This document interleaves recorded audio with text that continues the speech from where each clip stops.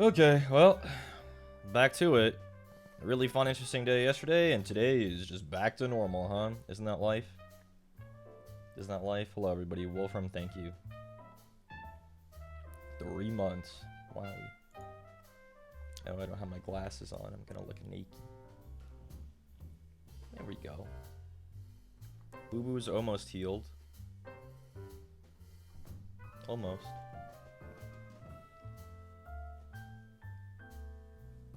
Hair is a bit goofy today, but that's alright. We ball. I don't really have much to talk about here on Big Reese. We're just gonna try to finish Angron, really. There's not much to say. Guns check. I mean, this shirt isn't great for it, but we're looking okay. A little bit small because we had to skip the gym this morning, but that's all right. How am I today? I'm a bit tired. But I'm all right.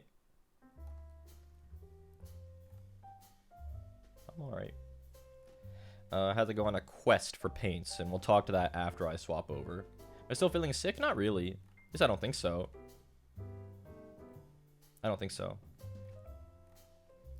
We'll just swap over, and I'll talk about my mission when we're over there. There's not really much to do on Big Reese today. We're just kind of hanging out. So give me a minute, and we'll swap.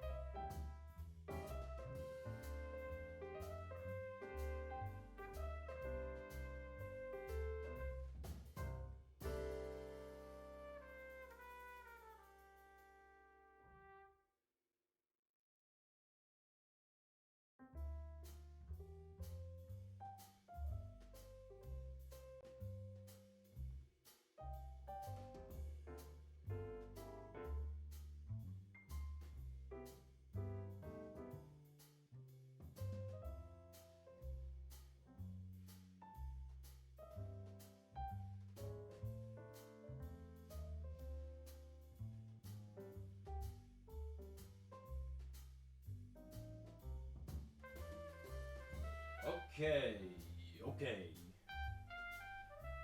And we are live. Back at it again with a little bit of Team Fortress 2.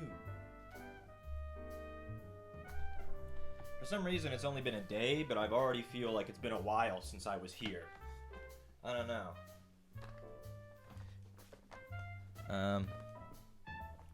We are live. Okay. So here's Angron. As a reminder, here's where we got yesterday. Looking pretty good, all things considered. We got a lot of the base coating done. The base is completely blank. The thing is, he'll always look unfinished until we start getting this done. The base is always when it starts to look really done. But yeah, here's where we got on Angron. Did a little bit of research in my own time on things that I should change. The spike should be silver on his knee. That should be silver. These spikes that the skulls are on should be silver. Other than that, most things are how I think they should be. We're not going to start with Angron, though. I wanted to warm up by doing some assembling. So we're gonna assemble something. Just one little model, should be real quick. But first we'll go over my mission. It was I said it was semi-successful because I did end up getting washes, but they weren't the ones I was looking for. We ended up having to get the new Fanatic Army Painter Fanatic War Paint wash set, because they were out of gnome oil, they were out of the standalone black shade, and the only way to get a black shade was to get all of these. So I have hella washes now. I'll never have to buy a wash again. I have them for every color I could think of. Red, brown, blue, purple, green. Yeah. So I have hella washes now. Oh, that's kind of bright and glary. There we go. That's better. These are very new and from all accounts, good. My mic keeps drooping. I'm trying to tighten the arm. You're washed? Yup. But yeah, I'm excited about those. Other things I got a new Fanatic effect paint. It's Plasma Coil Glow. I'm hoping that when I do Plasma next, that this does something interesting. I have no idea what the finish on this is like, but again, it's an effect paint, so it's supposed to do something special, like be extra shiny or like glowy or something. So we won't be using that today, but yeah. Other notable things, I managed to get a Wraithbone. Wraithbone, yeah! Let's go, Wraithbone. Hopefully this one has a lid that works. I got Wild Rider Red, which looks very orange, but they call this red. This will be used to highlight Angron's face, so that he's a little bit detailed there. And then I got Dawnstone, which is going to be a gray layer paint that we will use for dry brushing, like the wings and black details. It's like a light gray. So that was the mission. I knew that when I went to the new store, I couldn't leave without getting a model, so I got myself the Primaris Space Marine Tech Marine. So that's what we're gonna assemble real fast. It'll go real fast, like I'm talking like 10 minutes tops. So that's what we got today. Yep. The new store that I went to was a pain in the ass to get to. It was about 25 minutes away. It had a lot of things, but a lot of them were out of date. Like, it was kind of dated. Their paint range was pretty good. They were out of many things. But, like, as far as models go, they had a very dated, selection. Yeah, it was a nice store, though. It's just the Warhammer store is always going to have all the new stuff, all the nice stuff.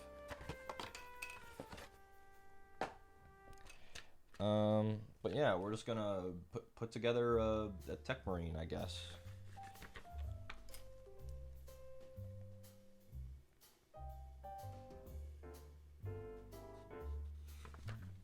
You can have him with gun drawn or not gun drawn.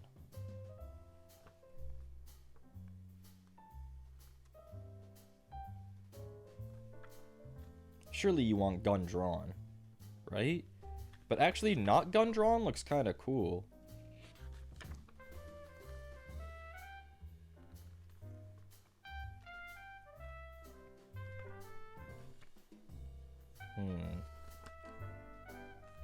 So not gun drawn, he ends up with a pose like this. With his offhand, his left hand, kind of like grasping or like kind of posing. And with gun drawn, he ends up like this, where his left arm is pointed forward with a gun. I think this one is like his hand mirrors the claw on his backpack, see?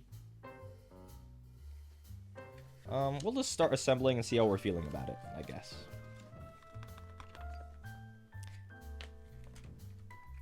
Hello, everyone. Hello. Oh, I also bought a small dry brush. One that's not a makeup brush. It's like a little, like, flat guy. So that's the other thing I bought. That's everything I bought. Those shades really killed me, though. That was really expensive. all for a black shade. Okay, that's not gonna go back on. The little brush protector.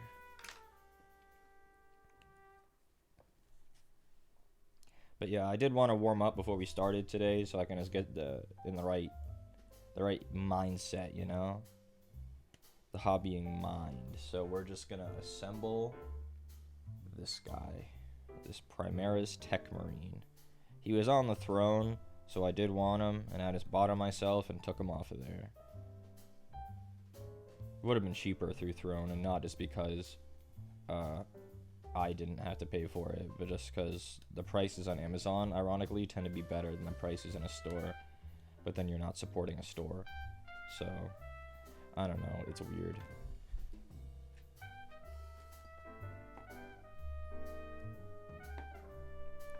Open up. Wait, this is the empty one. I was like, why is this so hard to open? It's because that one's empty.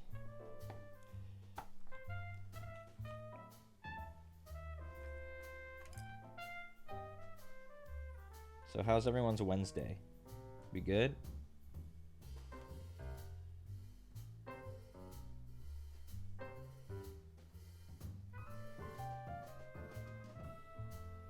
Rest day? It's good. Always good.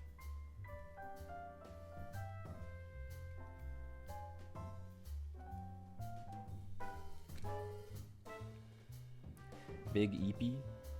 Sometimes it be like that, you know? Sometimes it just be a little bit of big EP.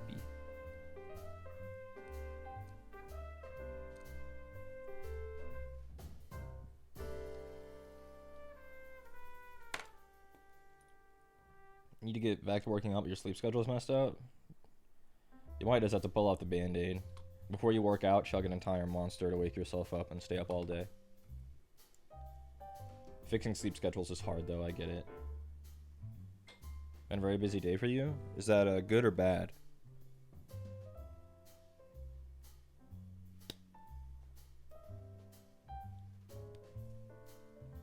You know, I said this was going to take 10 minutes, but he has way more parts than I thought, so I'm already going to eat those words.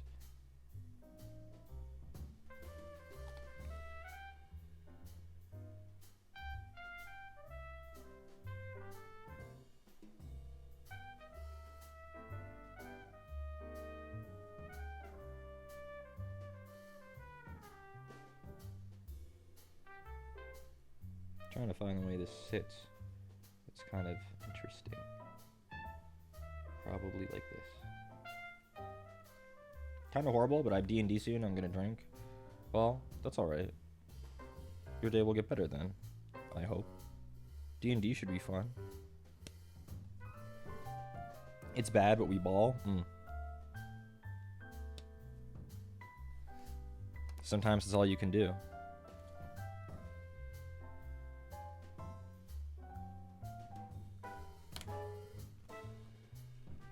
They had a lot of stuff at that store, though. They had a lot of Warhammer, a lot of Age of Sigmar. They had a lot of Star Wars Legion, which I was tempted to grab some, but not this time. Star Wars Legion, not this time.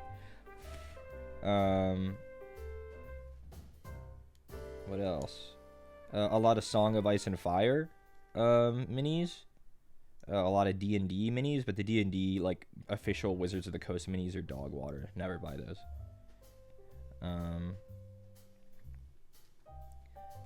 They had a limited selection of grass tufts. It seemed like it had been a while since they restocked those. But they did have some tufts, so that was nice to see. Not gamer grass, though, so they're not the best tufts, but they had some. They had Army Painter branded tufts, which are, like, they're okay. They're okay.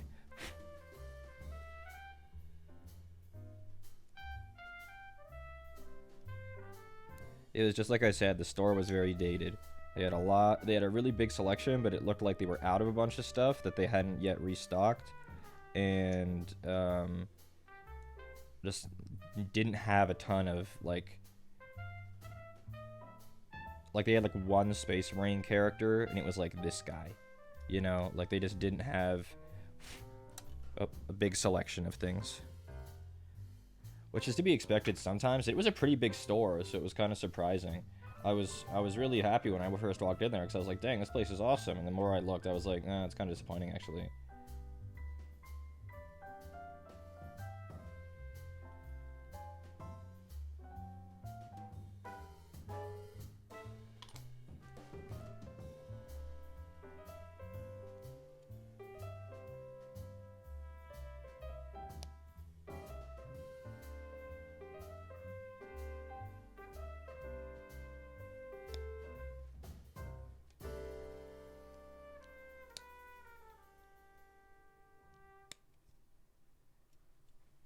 But it's alright. I might go back next time I need something. Squeaky plastic today.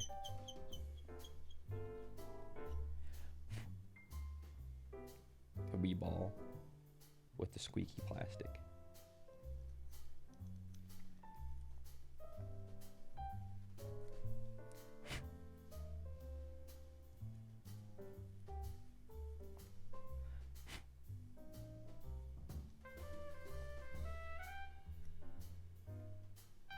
Thanks again for everyone who came out yesterday. It was really fun. By the end, most people had peaced out, but I get it. It was a long stream, but it was really fun. I had a lot of fun.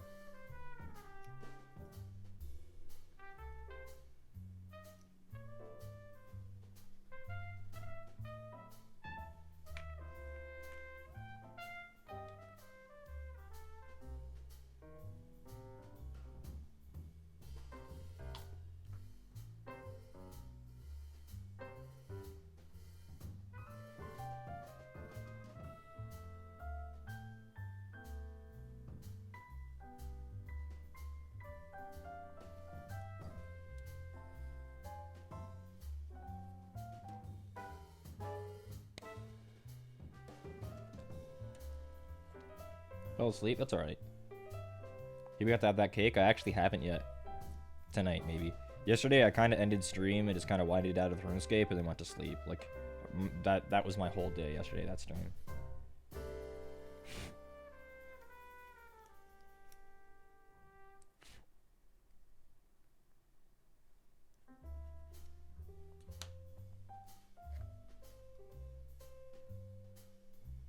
Because, you know, I still gotta cut 3,000 maple trees in RuneScape, so might have been sleepy, but had to chip away at it a little bit. I was watching a guy's stream, a video. He's a streamer, but he uploads his RuneScape progression too. And he was like, yeah, so latest grind, we gotta mine 145,000 ore. And he can only get, because he needs to craft like 16,000 bars out of that ore, because it's the only ore he has access to, because he's a restricted account. And I did the math. The amount of inventories of ore he has to get, both the ore and coal, is going to be 16,111 inventories. That's... The guy's going to be at this until the end of the year. Because he's a dedicated guy. He plays addictively.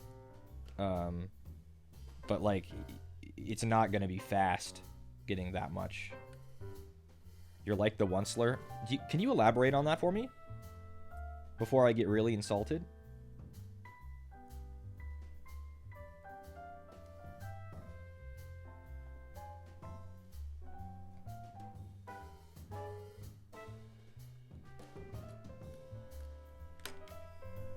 Chopping all the trees? That's right, I always forget who the Onceler is. And I shouldn't, for how much fucking Connor and Landon talk about him for some reason. Landon loves bringing up the Onceler, and I'm not really sure why. I think in another life, Landon was Dr. Seuss. Chopping willows right now? Woodcutting is just really, really chill. Woodcutting is so fun because you have to only really look like once a minute. Because the higher woodcutting level you go, the longer it takes for trees to get cut down. Because they standardize the timer. So the first person to start chopping a tree, a timer starts until it's cut down. In maples, it's like a full like 90 seconds before a maple tree gets cut down. So like you have a lot of AFK time when you're doing high level trees. Yews, it's like 2 minutes of AFK time.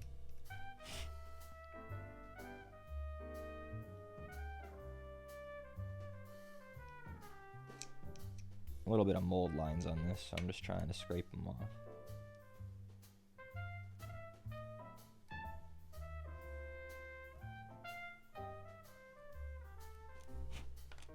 How's Easy Maze? How's it going?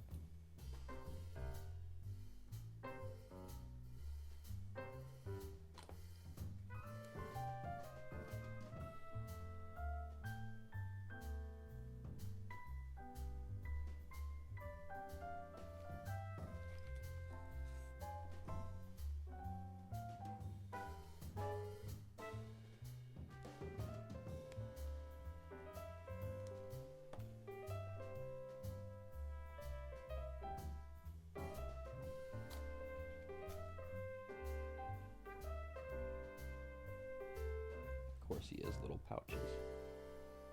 Go on.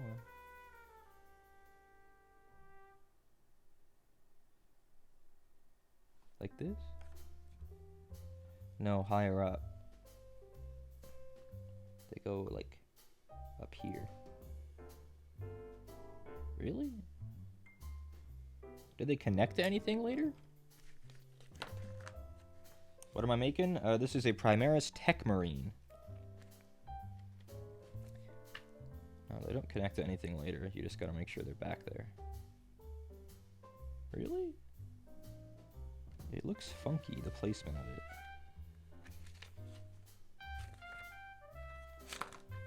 What about the box? What does the box have to say? Does it show his butt? No, this is where they go, just like this. It looks funky, but this is how they go. Okay.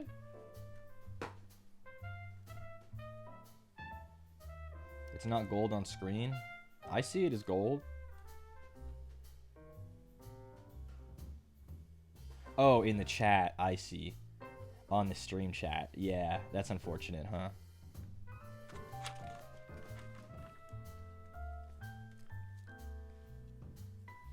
Ooh, we get to connect a Mechadendrite. Any Mechadendrite fans? You know, real ones who are there for our good friend Vashtor will know a Mechadendrite.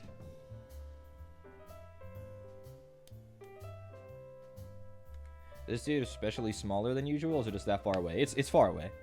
But also, yesterday we were painting this. But he's a normal size Space Marine.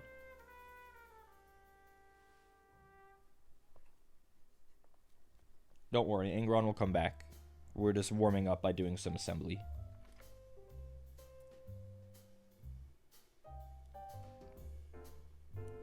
But yes. Tyrion, where'd you get the golden kappa? Sput? Kraken? Someone else entirely?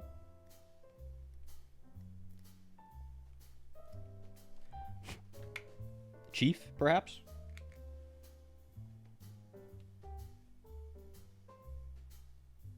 Sput? Figured. Figured. That looks sick. Thank you. Don't worry. We're just gonna assemble this guy, and then we're gonna finish up Angron. You'll see. We'll take a good look at him. But if you have to go or whatever, I can pull him out. We can take a close look so you can see him.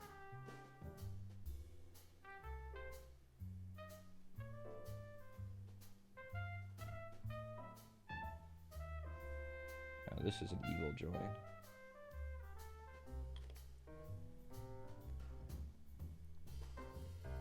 It has it a bit lower, like this.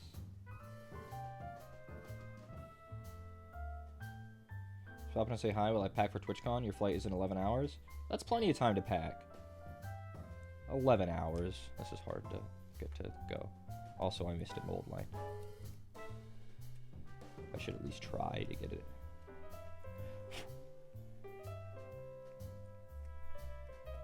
I pack like 3 hours before my flight. Connor and I are literally packing the morning we get up to go to the airport for like every flight we've ever been on, except for the one to Tokyo because we were going to be gone for weeks. So we definitely made sure we were good on that one. But if I'm flying like just to a different state, it's like, no, I'm packing last second.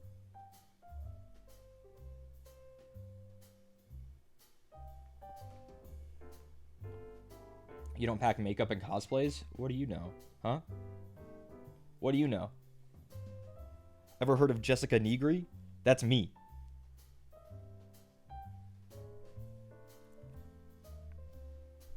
I'm holding him here while this Mechadendrite sets, because it has this connection on his backpack. This small little teeny tiny connection. And it's this big Doc Ock tentacle, so I gotta make sure it sets. Damn, bro, drop the armor tutorials? Yeah.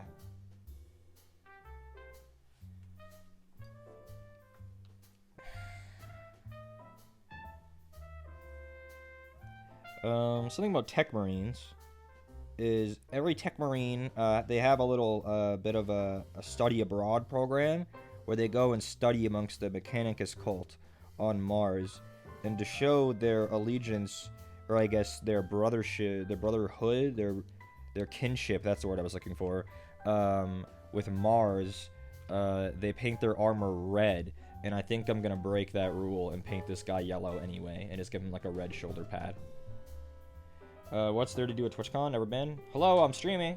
Oh, you can come in, but I'm streaming. I'm gonna be leaving pretty soon here. Oh, where are you going? Best in Jest. The best. Oh, that's right. That was today. The Best in Jest. I thought it was tomorrow. No, wait. No, you guys said earlier in the week it would be Wednesday. Yeah, I forgot. I got it wrong. Yeah. What's it to do at TwitchCon? Last year, if it was at the con itself, almost nothing. Pretty much nothing every year. It's if you don't have friends there, it's gonna be a sad con, or if you're not a streamer that has connections, or both. It's really like a meetup con where stuff happens outside the con. Connor, yeah. Sput got a golden kappa hype train yesterday. What is that? That's a rare hype train where your chat gets access to the golden kappa emote for 24 hours. What? Yeah, it's rare. What? He got one today as well? What the fuck? Yeah, I think if you go to TwitchCon, go to the fucking San Diego Zoo. That's something fun. Cool. Alright, I'll be ready. Bye.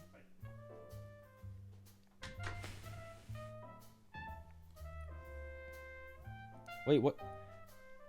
Tyrion, I'm out of the loop with all the GTA and, like, variety people.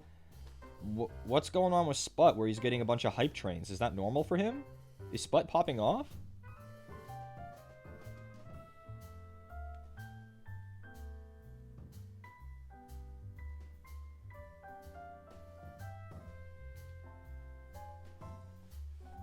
Yeah, the San Diego Zoo is like a world famous zoo. It's like one of the biggest zoos, if not the biggest zoo, like in the world.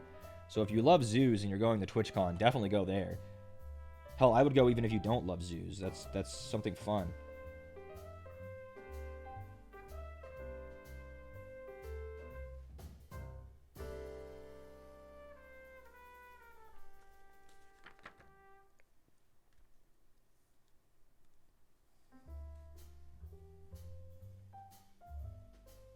He has a huge cop investigation, like a weeks-long storyline. Oh, shit. GTA RP kind of popping off. Even Hololive's getting in on it. Because they have that Hololive server right now. Different from that other VTuber server. Like, this is like a Hololive, like, Cover Corp server.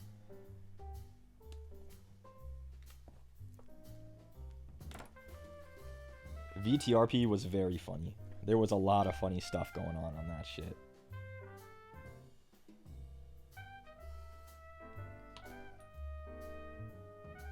It's not the same being only, like, Hololivers. It's not the same. You need, like, the random element of having, like, a bunch of random schmucks who have never met each other before, you know? You need, like, the chaos factor.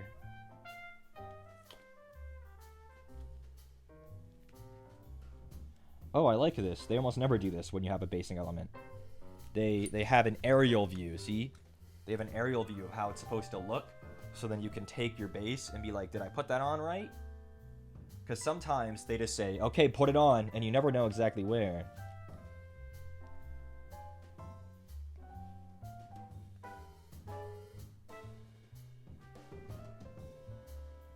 But I get why the Hololivers did their own thing, because it's like they were never going to join that server.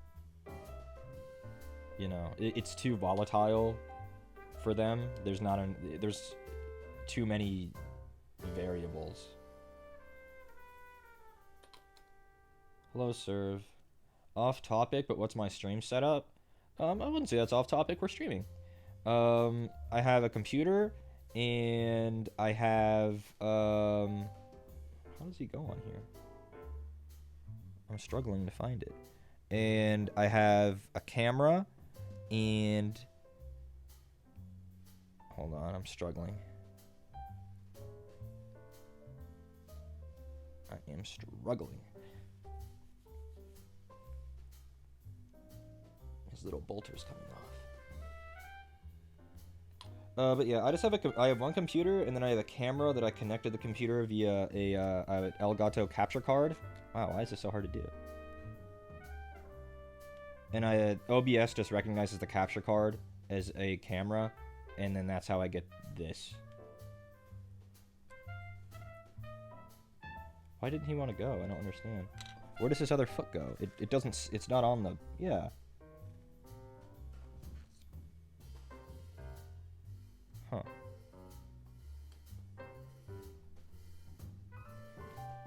Any specifics with the computer? It's just Windows 10. The computer is a Sony ZV-E10. Oh, not the computer, the camera. I have an RTX 2070. There we go. We didn't struggle this time. The capture card again is an Elgato 4K Cam Link. It just inserts via USB. I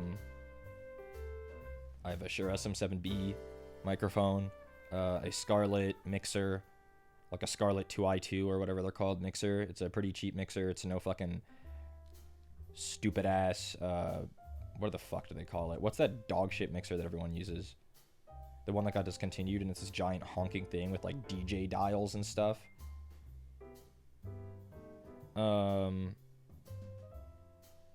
I have a Cloud Lifter preamp for the mic because Shure's are kind of quiet. So to get my voice nice and loud, I have a preamp. That's really it. It's not a... Fuck, what's that damn mixer? The Go XLR? That thing's a piece of shit. If you're gonna get a mixer, you just get a Scarlett 2i2.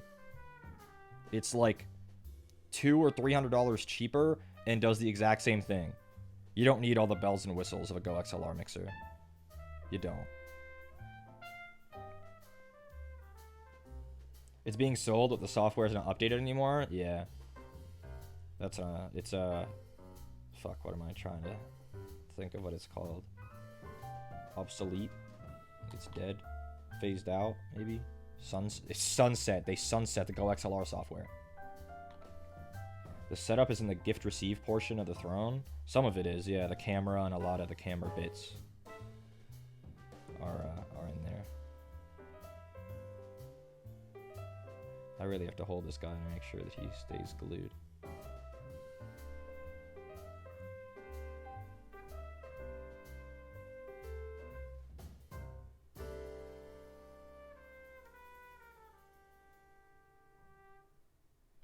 The shit's a whole nother language.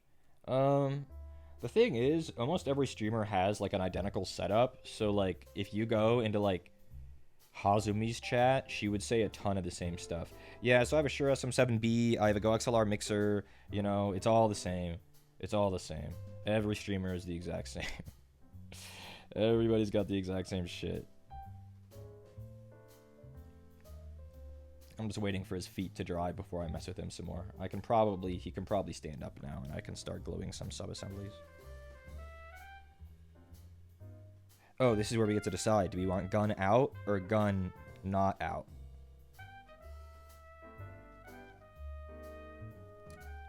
I think I'm going to do gun not out, even if that might be boring. Gun out, gun out. I like not out. Here's an update. Not an update, a reminder. These are the two poses. This one is gun not out. He has his hand out, and then the claw matches his hand because he controls it through his motions. Gun out, the mechanical arm is kind of down and not doing anything, and he has like a plasma pistol.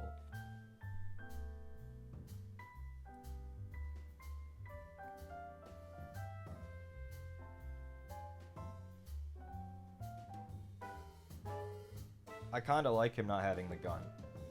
Because his power is, like, having these arms and stuff. Everybody has a gun. Plus, a Space Marine with an offhand pistol pointing it is like a dime a dozen. Not everybody gets giant robot arms that match their hands, right? So I think we're going to do gun not out. I think he's going to have that shit holstered. Holster that shit, bro.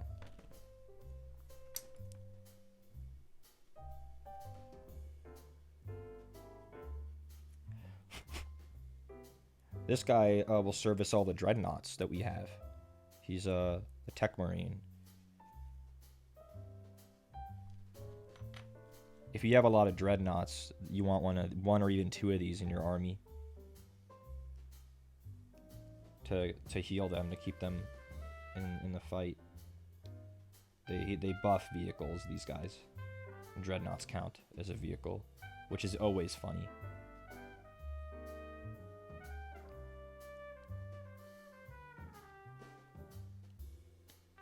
Because they're kind of alive. Not kind of, they are. They're alive in a way that other vehicles aren't.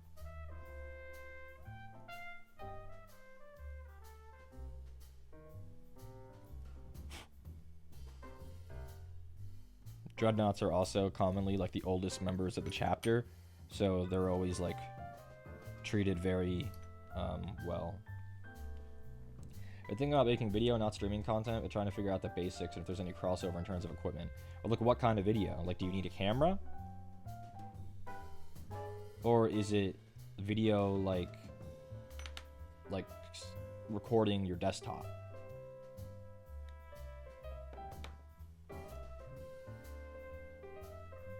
Or a program? Because for that, you just kind of need OBS. Really.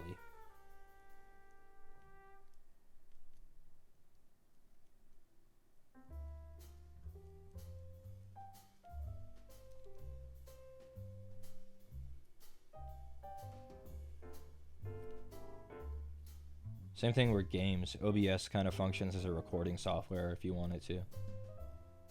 And OBS is simpler to use than you'd think. It's hard to set up, but once you get everything good and you can kind of parse what you're looking at on the screen, it's really not bad, OBS.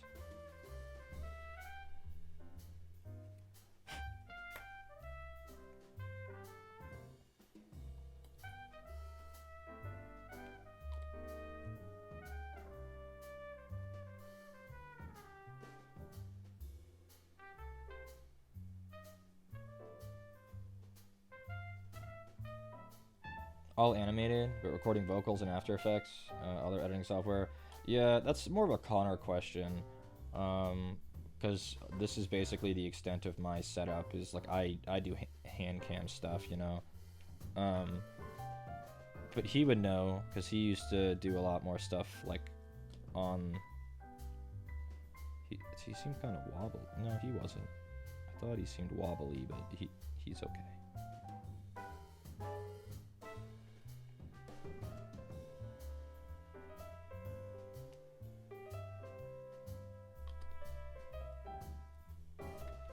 Where'd that holster go? I clipped it out. Did anyone see where it went? Uh-oh. Is it right here? Yeah.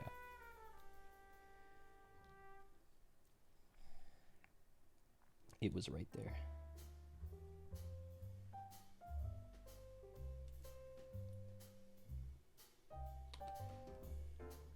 The fun thing about Space Marines, and this is good for their sculpts too, Space Marines belts are all magnetic, so like all their little shit that gets put on their belts are all like mag locked to them, so like it's not a big deal like where you put them because the Space Marine doesn't want to worry about putting stuff back in a specific place. He just like slaps his pistol at his waist and it sticks, which is why you can just stick this pistol on his waist, on his hip plate, and it's like, yep, that's where it goes, because that is where it goes. It goes wherever.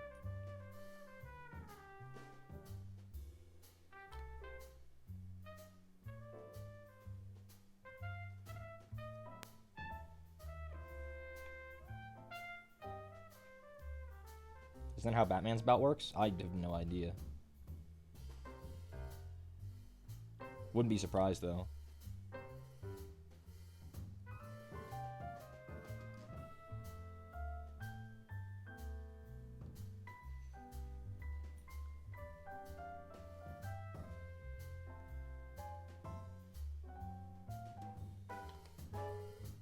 Hey, brother. You got a lot of packages. Did you pick them up?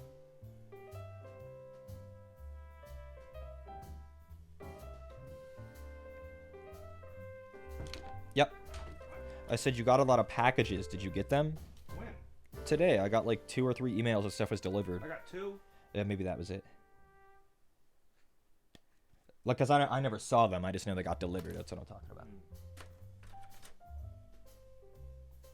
How's it going? Good. A little tech marine. Tick Marine. And I'm just using him to warm up, and then we're going to go back to Angron. Well, enjoy. I'm going to be rolling now. Okay. Just a minute. Bye. Bye, buddy.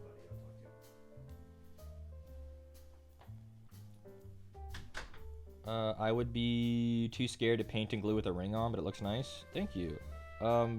The glue that I use almost entirely is plastic glue, and I could get it all over this ring and nothing would happen. And paint comes right off. But I've never gotten anything on the ring, ever. But it's not a big deal if I did. Not a big deal.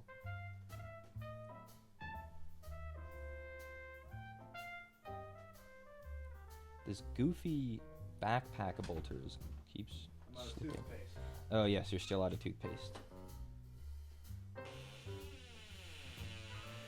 Minecraft door. He does kind of look like he's going for a handshake. Does he look like he's reaching out for a handshake? Yeah. Yeah. Hey, how are you? Yeah, hey, how are ya?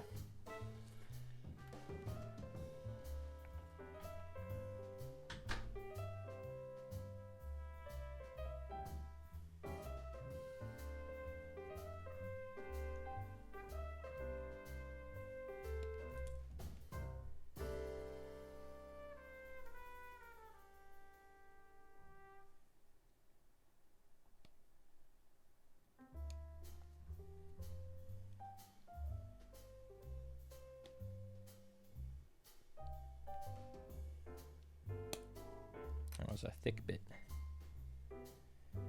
Windows door? Yeah, that door? Yeah. Yep. It's been like that ever since we moved in. Could I ask maintenance to oil it? Yeah, but it's kind of fun. That's the door to my bathroom, not the door to my room. To be clear. So it's gym ratting done. Let's go.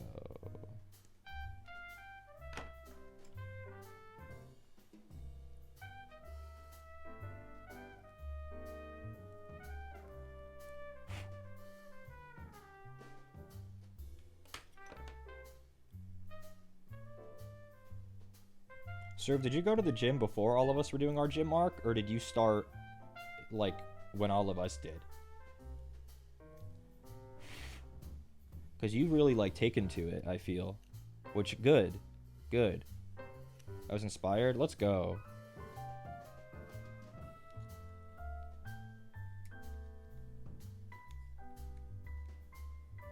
Not Connor? What the? Me specifically? I don't understand. Because I'm more normal about it. I wasn't eating microgreens like a goat. But when I didn't die or kill myself, I figured it was fine. Yeah.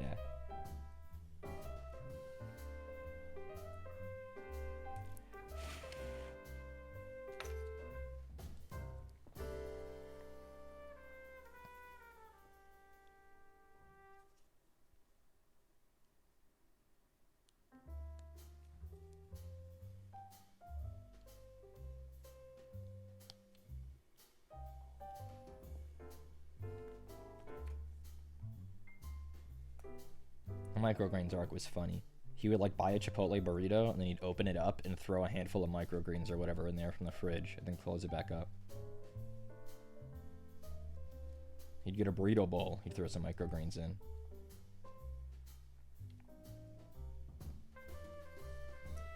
Teriyaki bowl. Throw some microgreens in.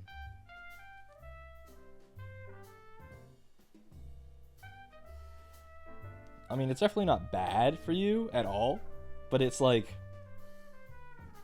I don't know, is it doing that much? I don't know. I don't know the science. I don't know the science, but it seemed really funny.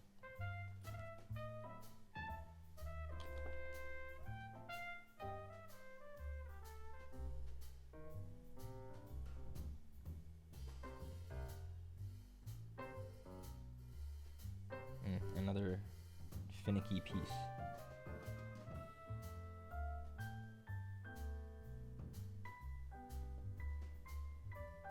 The bottom fingers of this claw go on very specifically. I gotta just hold this and make sure it stays.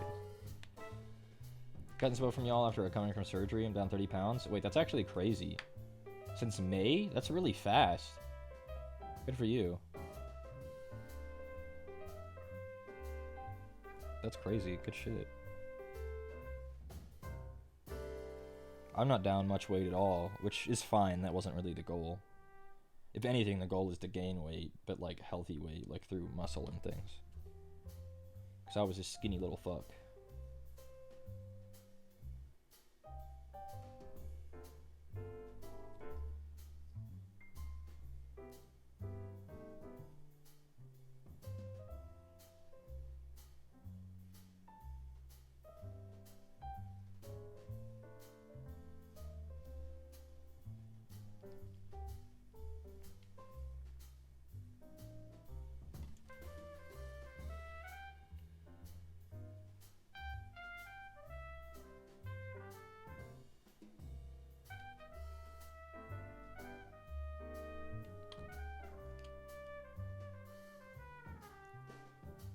Well, I put this together wrong. How does it go? Does this go here, like this? And then here? Oh, that's seeming a bit better. That's seeming a bit better. You know what? Let's do this the other way around. And connect this to the backpack first.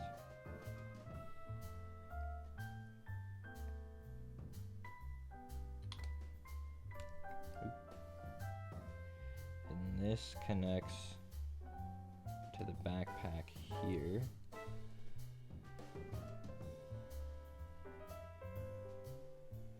Pointing up.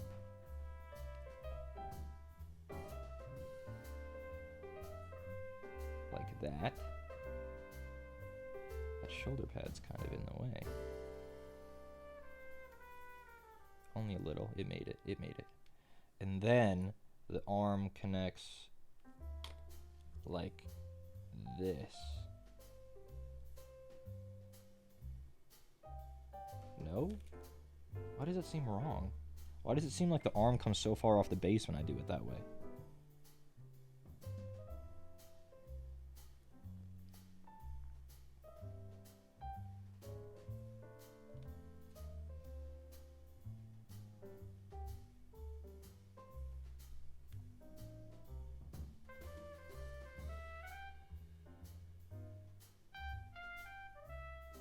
Like the arm comes mega off the base.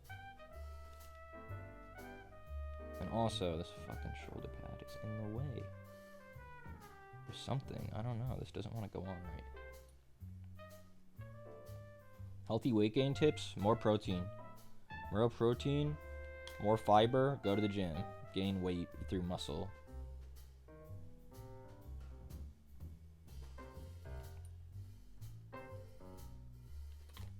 Lose fat, gain muscle. Muscle weighs more than fat. You gain weight even though you look better.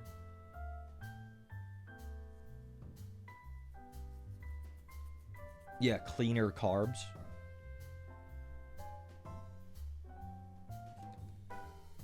Cleaner carbs, that's a good one. Like whole grains.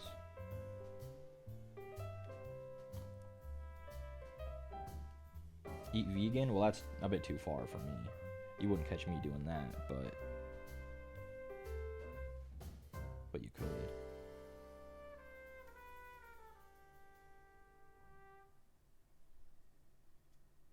It seems like the arm is so far away. It has the arm really close on the Maybe not, actually. Where's the box?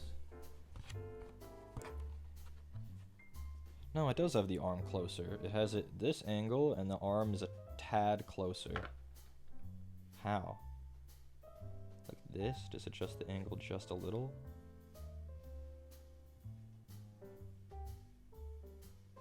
That's fine. We'll try to let that set.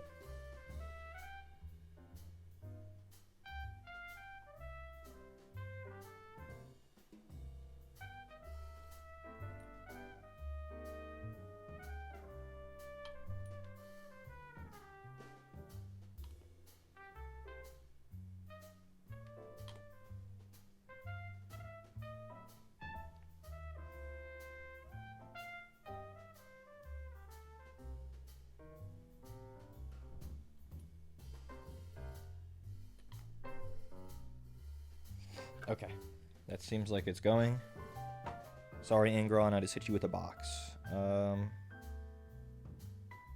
He gets his helmet, and then he's done.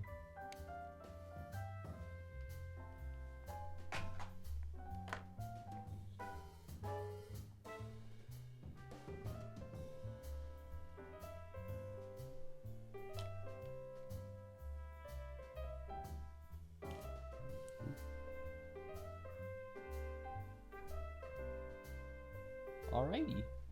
Well, here he is. He's got like a big robo arm. He's got a metal hand. He's got his big gear halberd. He's got a little mechadendrite. He's got a bolter mounted on his backpack. He's got a cool like base. Connor's calling me on the phone. Give me one moment. What'd you forget?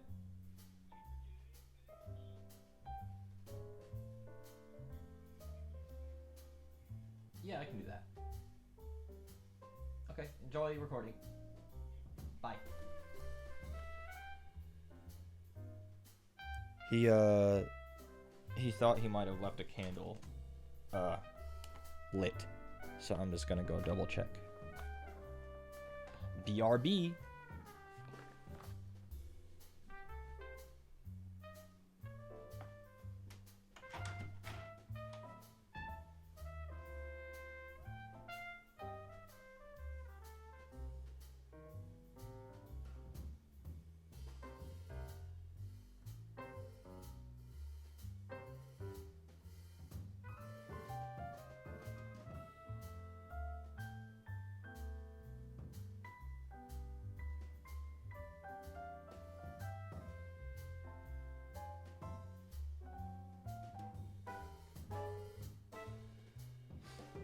It was out.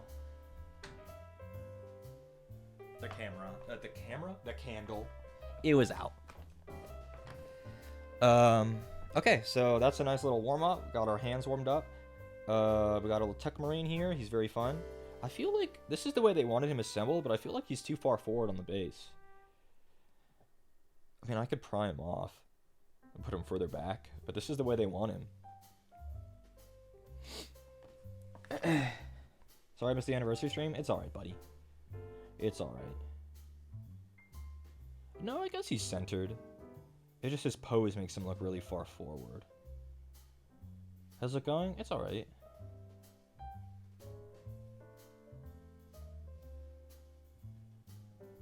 Okay, well, back to Angron. And now for something completely different. The axe is really cool. Yeah, it's got like a gear head as the blade. Because he's a gearhead. But first, we gotta open up our shades. Because I need the shades. That was really the main mission of today. Just to get these.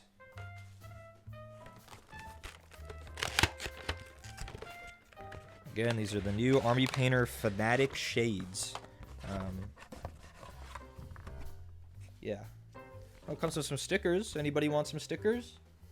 Look, it's got a little painting goblin guy. Wow. Some stickers. A painting guide. What's in here? Yep, the founder, Army Painter. He's a really cool guy from all I've seen.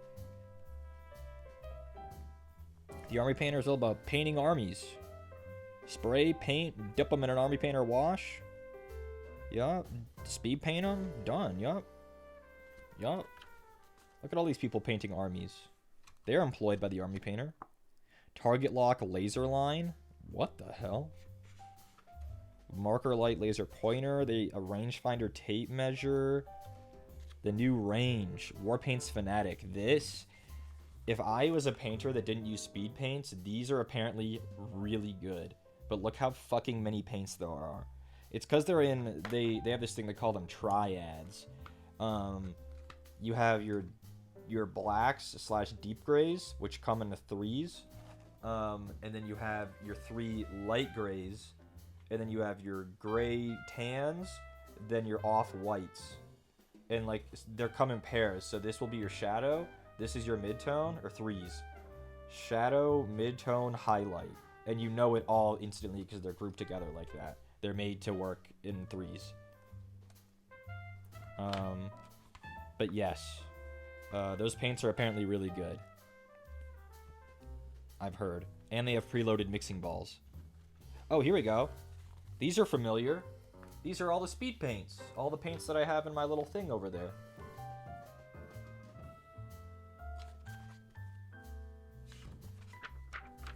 Yeah, color theory wheels. This is kind of a cute little book. Basing guides, priming guides.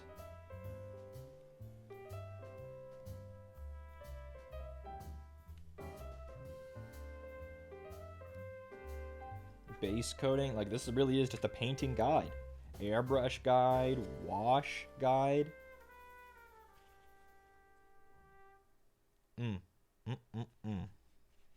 Okay, well. Get more time for gaming. Buy our bucket of Quit Shade, and you just dunk your whole model in that bitch. That always seems silly to me, but there are people that do it. It's like a whole like paint bucket that you dunk the entire model in.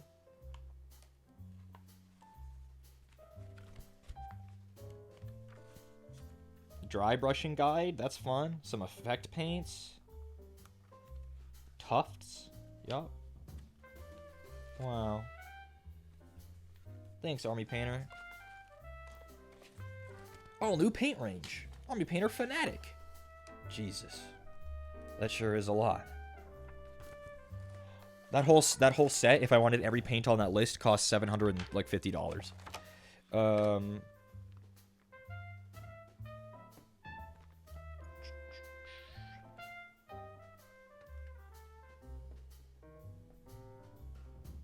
Their decal section, it didn't look like it.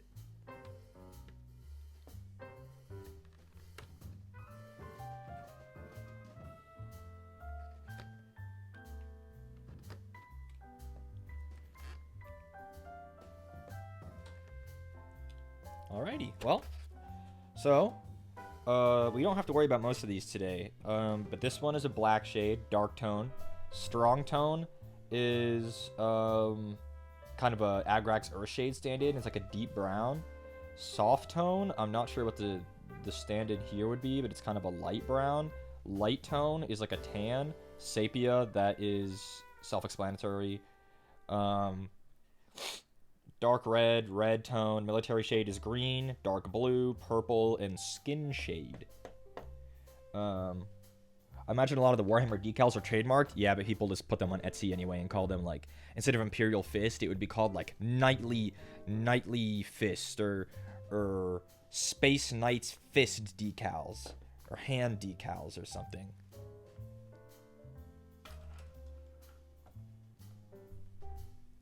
But yeah, people just you can find them on Etsy. They are trademarked, but people just put them up there.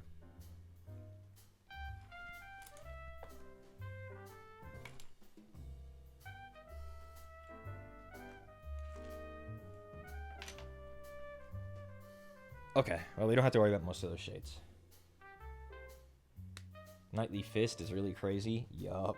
But, you know, some people are into that. You know?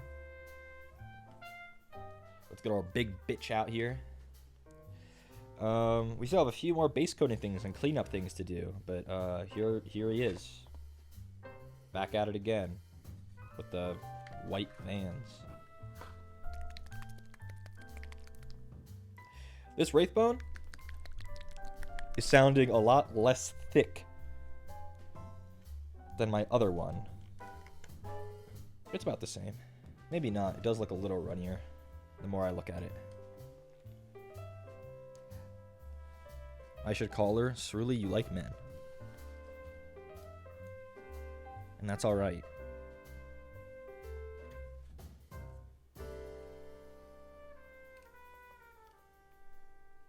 It was the only Wraithbone they had. This one. But just a couple of places to clean up, like these little cables.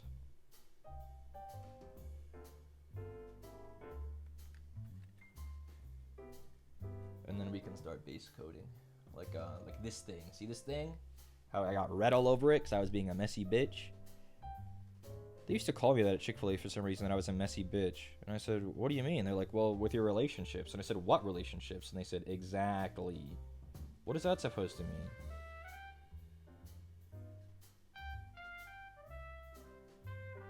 Why would they do that to me?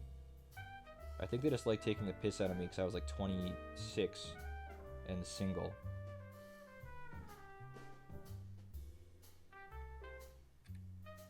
They were mostly high schoolers, bro. They were in and out of relationships all the time with each other. They were messy. For real. On God, they were messy. Those high schoolers at Chick-fil-A. Get a bunch of Christian white folk in a restaurant together, and they are messy if they're all like, if the median age is like 17. That was the messiest thing I've ever seen.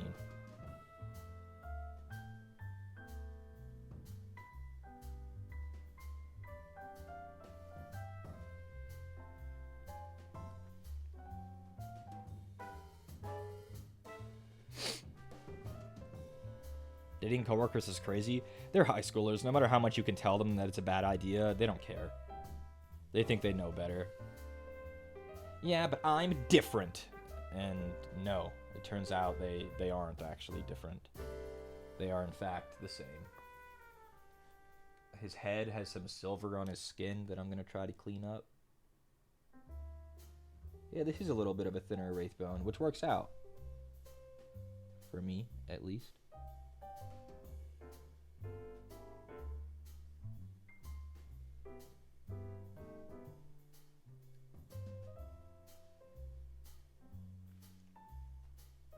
He looks like he's getting his hair dyed. Getting it bleached. Looks so clean. Damn, thank you. I mean, we worked on him a lot yesterday. We worked on him a lot. A couple other places I need to clean up that are a little conspicuous areas, like this bicep here. I got bronze on his skin. So we'll just go over that and redo it in red when that's all dry. Other spot like that here.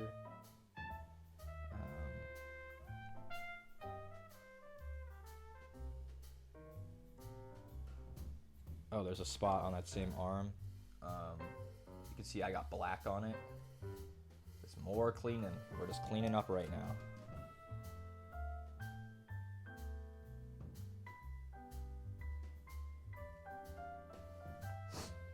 Right here.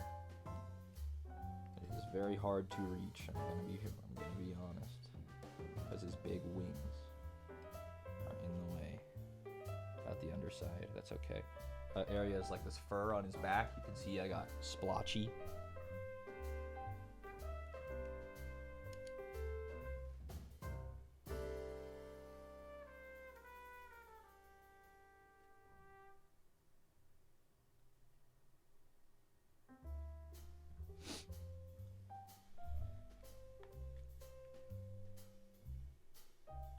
I'm just going to zoom out because I'm going to go through this quick, all this cleanup. So we're just going to zoom out so we can kind of see what's happening. But again, it's just tiny little touch-ups. I only need one coat on this for the most part. Tiny little touch-ups.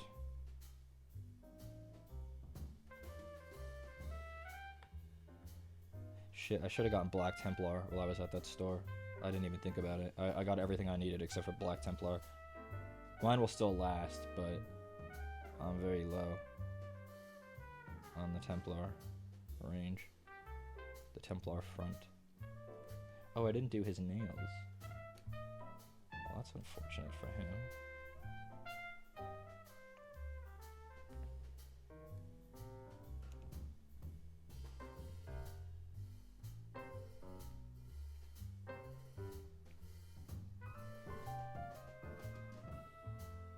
I'll have to do that today too.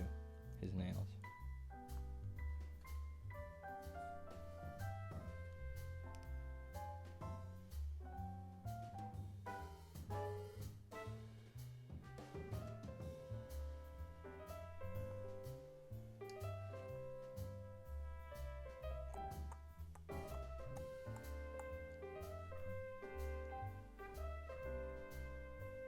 It's mostly okay.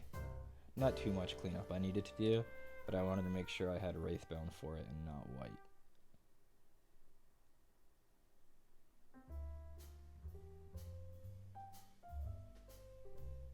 Ever sounding like a kiss ass, but man, that shit looks insane. Yeah, it looks really good. You're not a kiss ass for it. I appreciate it. I appreciate it. It's just time. You just gotta take your time with something like this, that's all. You just gotta take your time. Because again, we spent like 10 hours on this yesterday. I'd be sad if people didn't think that it looked like I got a lot done. Maybe not 10 hours, maybe 8. God, it's hard to get underneath the butcher's nails. I got some areas of his skin I got silver on, and I'm trying to reach them with the tiny, tiny brush. We got a little bit of it. Okay, well that's enough of that. Oh my god, the Wraithbone closed. Oh my god, it's the best day of my life. Now let's just go over it with red, and then will it be perfect? No, but that's okay. It'll be better than it was before. So like the area on his bicep that we did. And again, it's gonna look out of place because it's really bright at first, but it'll dry more opaque. Everything's very saturated when you first put it on.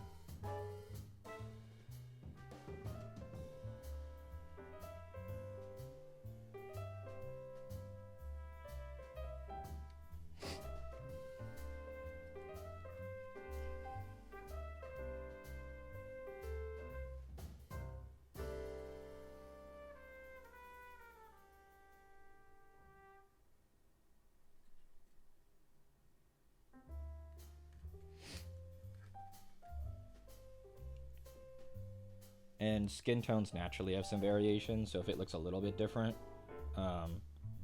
it's alright. Skin tones aren't uniform. Even red ones.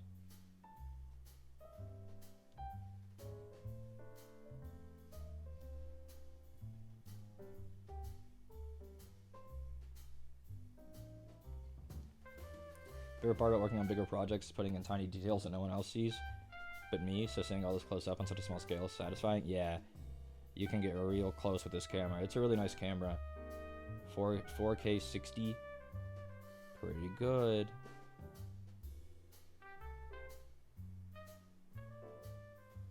And because this thing is so big, it's really easy to see all the tiny details, because when I get super zoomed in, it's really easy. Because this thing's the size of a football. Mr. Angry Ron.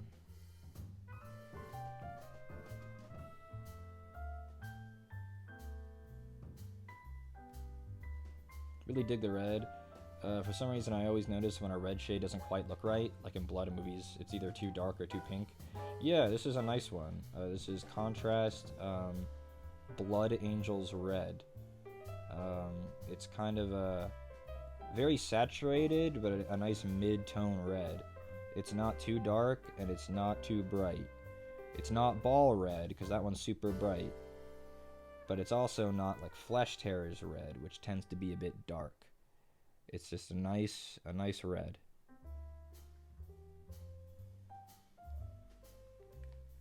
You wear glasses? Sometimes I do. Right now I am, but it's mostly because I forgot to take them off. I need my glasses for distance. I don't need them for this. I don't need them for this. While that is drying, I'm going to do something that is fitting. We're going to try and dry brush the Dawnstone on the wings. And the sword. We're going to do our best with that. I'll shake that more. This paint's never been opened. I'm not wearing my headphones, so I tend to take my glasses off when I'm wearing those, but since I'm not, I kind of forgot that I was wearing them, and they're just on.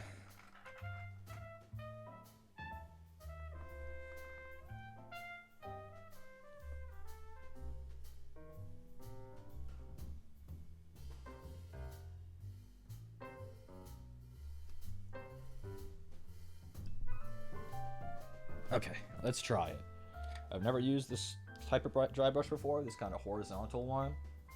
But the thing about dry brushing is you always want to pick the same direction. You don't want to go back and forth. You always want to go like one direction if you can. So we're just going to try and pick out... I wonder if I took too much paint off because that looks like it's doing nothing. Let's try and take a little bit less off. That's a little better. And pick out the little ridges on the wings. You want to try to build it up gradually, so if you don't see anything, it's okay if you don't see anything at first. But it's also kind of subtle. We don't want it to be too much. It's a little subtle. So, now, when you look at this panel and compare it to the one above it, you can see the difference. It's just not all one tone anymore, which is kind of what you want. It still reads black, but like it has a little bit of different, it has like a little light tone on the ridges. So we're just gonna do that to all of them.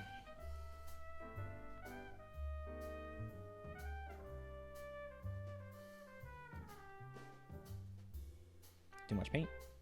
That time it was too much. If I ever get too much, I can always just go back over it with black. It's easy to fix this kind of thing.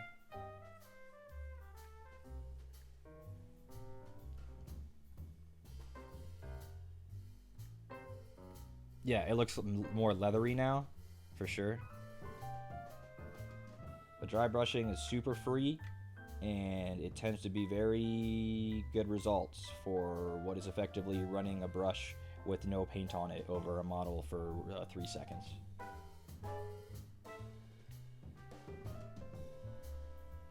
It's not as easy as you think.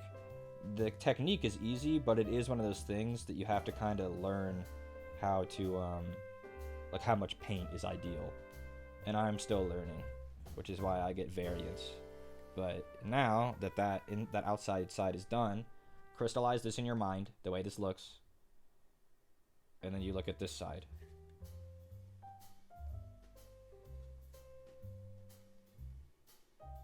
It's a pretty big difference. It's pretty dramatic. And again, for nothing. It takes like nothing to do it.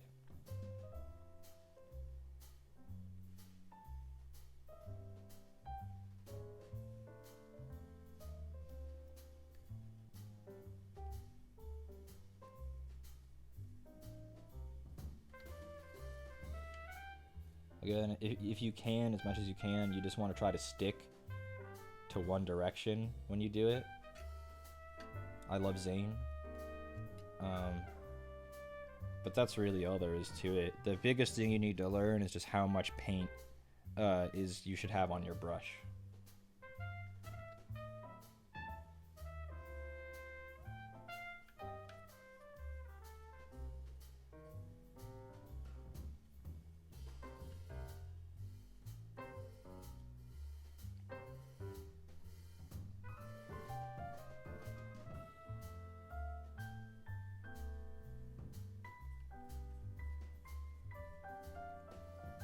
If we have too much on, I can always go back later and fuss with it.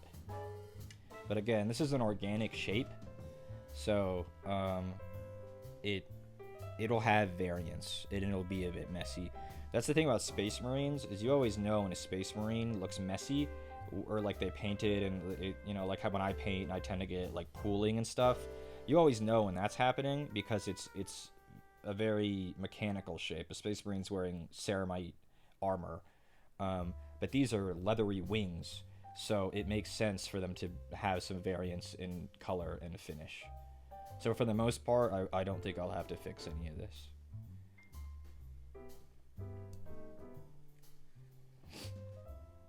You guys aren't going to really be able to see it much, but I'm going to do the other side too, the outside of them.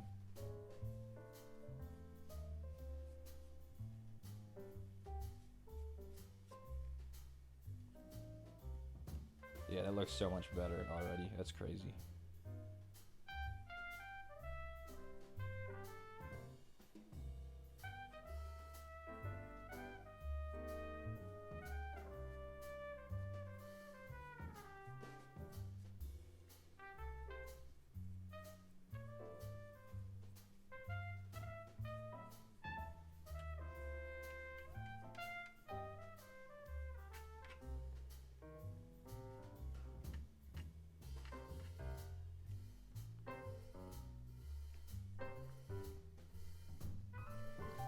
For people who missed it or maybe forgot, this is GW Dawnstone is the color I'm using for this dry brush. It's a very nice mid-gray. Like when you think of the color gray, this is what I think of.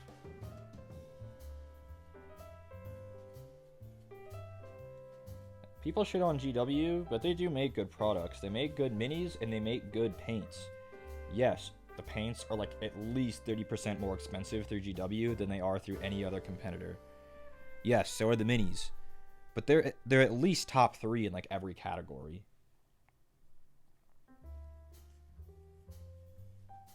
Like I think Army Painter paints are probably better than GW ones, but they don't always have the tones that you want, you know? GW models are designed to be painted with GW paints. So if you're going for a specific look, sometimes you can't settle, you know?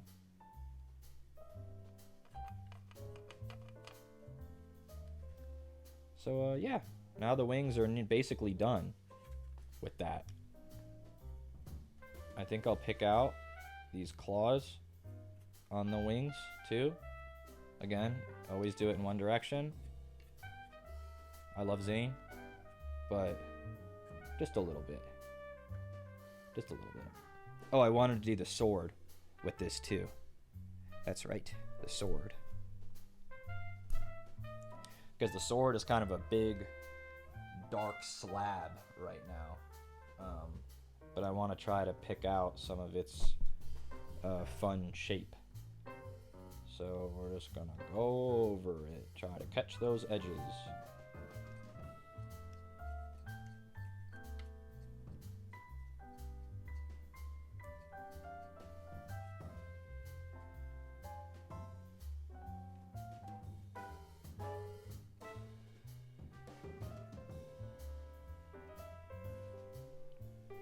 And you can make out its shape a little bit better.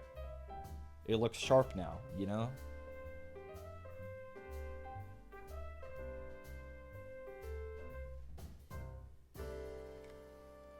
And we'll do it on the other side. I know it wants to focus on Angron's face. Try to get the sword, please, camera. Camera. Thank you.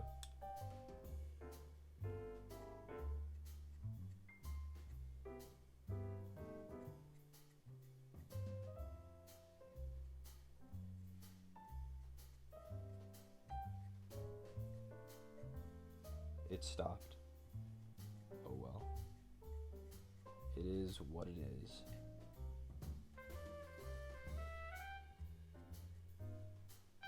So yeah.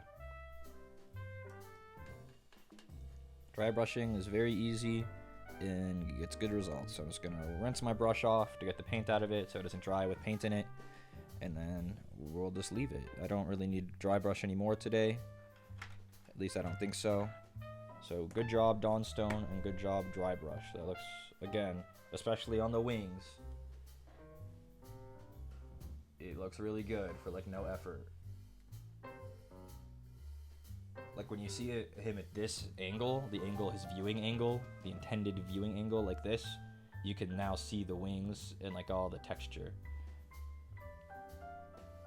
There's a slight portion I want to fix.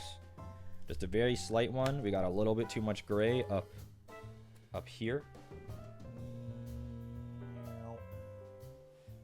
And then that's really it. As far as fixing goes, there isn't really much I have to do.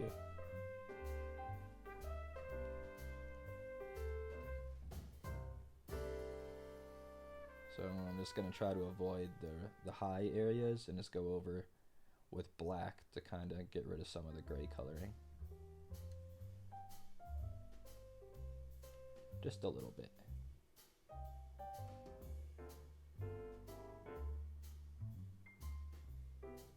There we go. Oh, let's let that dry.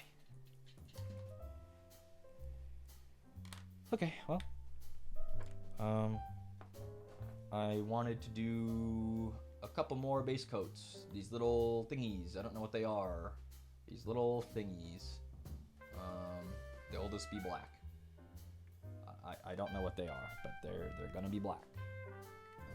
They're like cables that run under his skin, like synthetic muscle maybe, or some kind of force multiplier. I don't really know much about Primarch biology, but he has something going on there. Though I guess he wasn't born with wings, so these being part of his wings, I don't really know what's going on with that.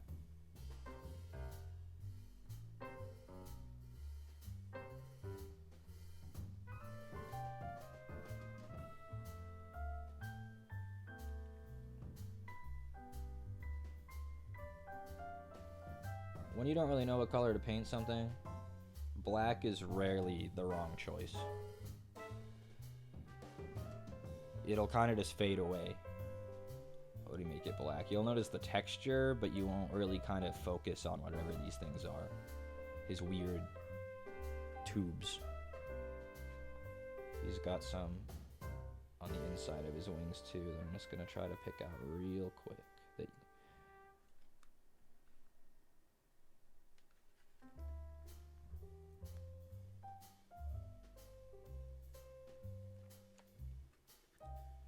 Did make fun of his tubes? Sorry. Angron, I'm sorry. He'd probably kill a man for making fun of his tubes. Angron doesn't really need much excuse to kill someone. It's just, in fact, his favorite thing in the world. Murder. So, gotta be careful with them. Him would be fun to, like, have a beer with, though. I'll have a water, of course, but he's welcome to whatever he wants.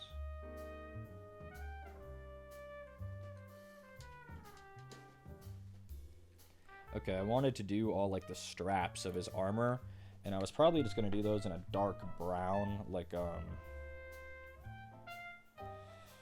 what was that fucking paint? Garagak Sewer. There it is. How big is he in canon? Like 40 feet tall.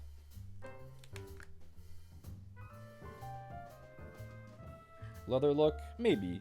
We'll see how the finish is. But just Garagak Sewer, like on his feetsies. Like here. Yeah, he's probably like 40 feet tall. Before he was a demon, he was like 12 feet tall. But, demonhood kind of increases one's height by a lot.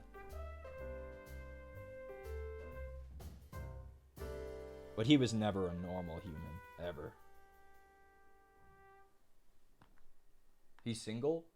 I mean, yeah. Yeah.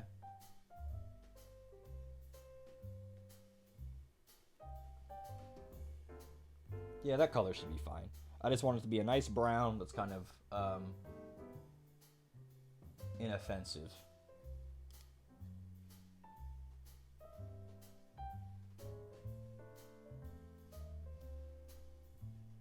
Yeah, there's quite a lot of these little straps, so I'm gonna have to take my time. You see, and also, it's like areas like this This is where, if you ever want to finish something, sometimes you gotta let shit like this slide. Right here, you see how I got brass, a little bit of brass on his ankle or whatever? I don't think I'm gonna fix that. I don't think I'm gonna fix it. Because when you see him from here, where'd it go? Where'd it go? It just doesn't matter. If you ever, and this basically goes for anything, want to finish something, you just gotta let shit go sometimes. And that's really what I've learned the more I paint. You just gotta finish. You just gotta let shit go. So I'm gonna zoom out just a little bit as I move around all these little straps. Literally unnoticeable? Yes. If I was painting for Golden Demon and the best painters in the world were gonna pick this bitch up and spin them all around and like look all over, like that's the time where you have to fix everything. But I'm painting this for me, for fun. You know? I don't want to sweat every minuscule detail. The broad strokes. Nobody notices the tiny mistakes. Except for me. You guys don't even notice things until I point them out most of the time.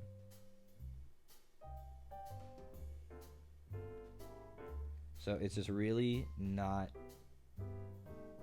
that important. It's really not. Oh no, he's only 99% covered in paint. I missed a teeny tiny part in his armpit. That's okay.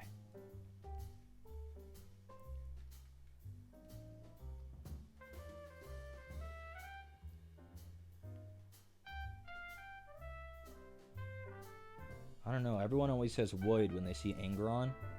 He literally can only feel anger. He can't feel any other emotion besides anger. This is not the man's you want. He'd be a wife beater. Or a husband beater. For that matter. Hey, what's poppin'? We're finishing up. We're almost done base coating. I have tiny details left to base coat. And then we shade. And then we base. And then we're done.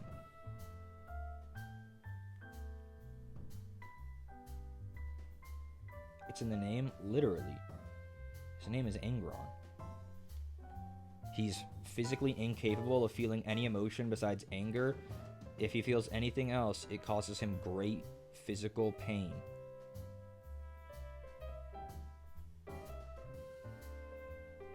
They see big tail and that's all they need. He'll punch you in the jaw. And he's 40 feet tall. He'll kill you instantly.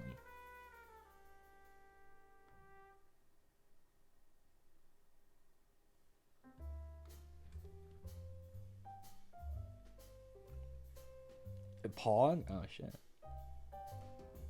Okay, dang. Didn't know it was like that.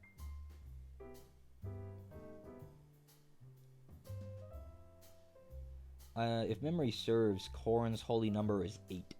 Isn't that fun? 8? That's a fun number.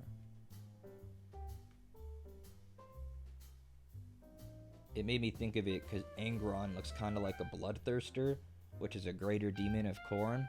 And one of the greatest bloodthirsters ever thought he was good enough to challenge Corrin.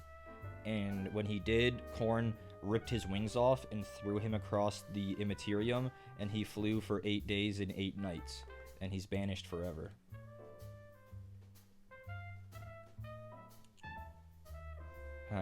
That demon's name is Scarbrand. Corrin fucking threw Scarbrand across the warp, and he flew for days. Oh yeah, Angron's definitely a sports guy who would fucking beat the shit out of his wife when his team loses after destroying the TV.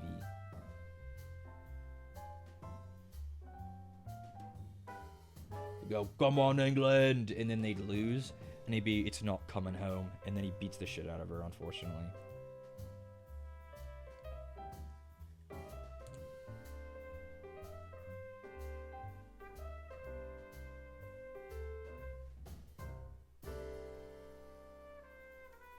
He's not a good person. There is a universe in which he was, but we talked about that yesterday. The Emperor kind of removed that choice from him.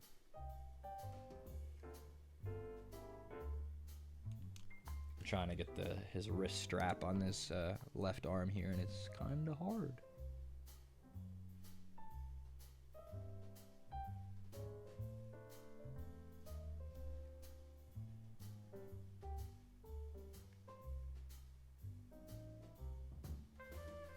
I'm trying to see what I'm looking at here. It's so hard on this left arm.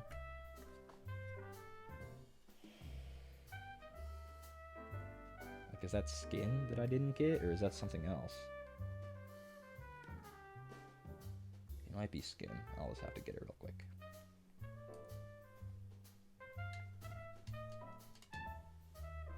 But yeah, those are the straps basically done. I don't really want to do too much more with those. They're painted, and that's what matters with that. The real question is if he's watching on a cheap little TV because the rate goes through him, or if he has one big one. I feel like he'd be watching on a shit one for sure, because he would go through them fast.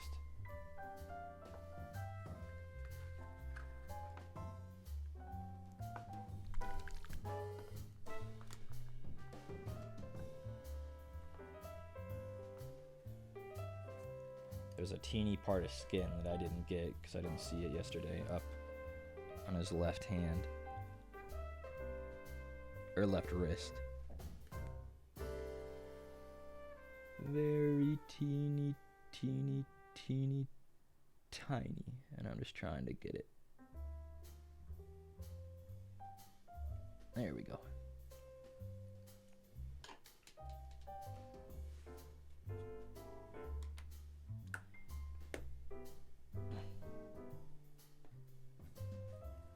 Wife beating prevents breaking the TV? Maybe, actually. Maybe. I got a little bit of red on his bracer just then, so I'm just gonna tidy up. And while I have the brass out, there's a couple spots that I missed that are a little obvious. Spots like on his left foot. See how I didn't get that kind of edge bit of his little greave? Right here. Right in here.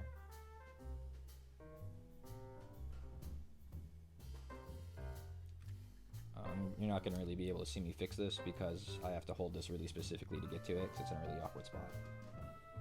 But know that it's painted now.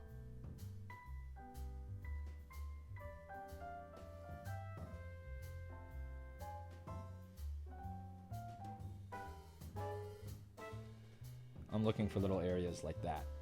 You can see it here too, under the tubing, on his breastplate. It's barely visible, but you can see I didn't do it there either. Right there, past his tail. So I gotta get that too.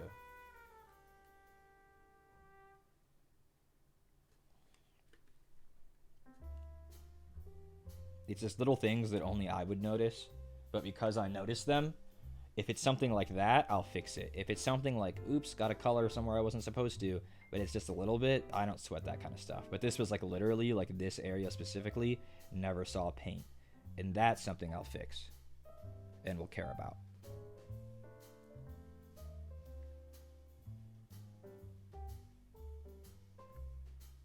There we go. Anywhere else like that? That's obvious to me. Oh, here's another spot. The wife has to be a greater even a Slanesh. That would be why it beats her. Under the shoulder pad. See that? Under that lip or shoulder pad. That's primer.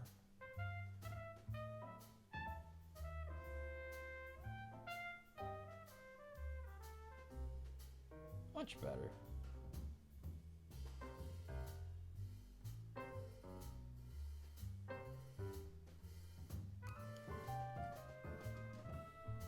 What about this one? See, this one too. You can barely see it.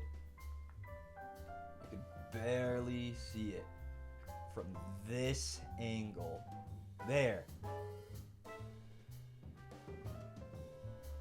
Right there. Under that shoulder pad, in that little pocket. I said it multiple times yesterday. The part about painting a model of this size, the size isn't as bad as you think. The problem with size isn't the amount of time it takes. The problem is you miss things. There's just too much.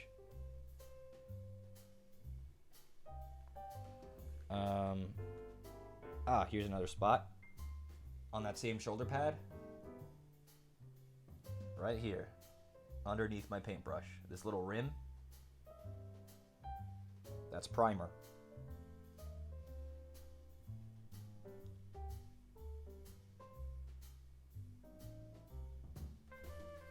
There we go.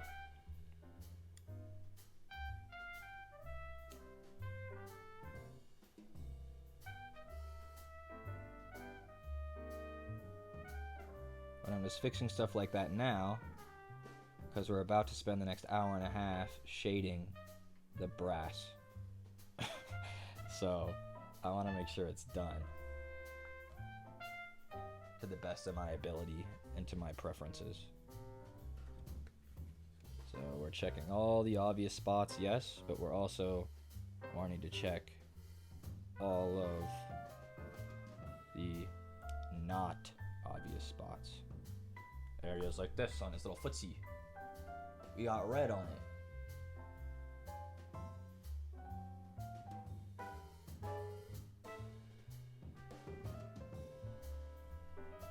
Wanted to focus on the axe, but you get the idea. Oh, areas like this. Under these cables, right there. See it? Where these cables connect to the armor, that connection point.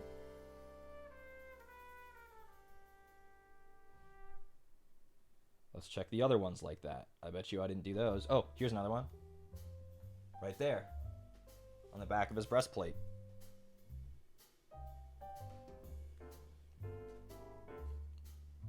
I would never expect yourself to get all of these little areas on the first pass.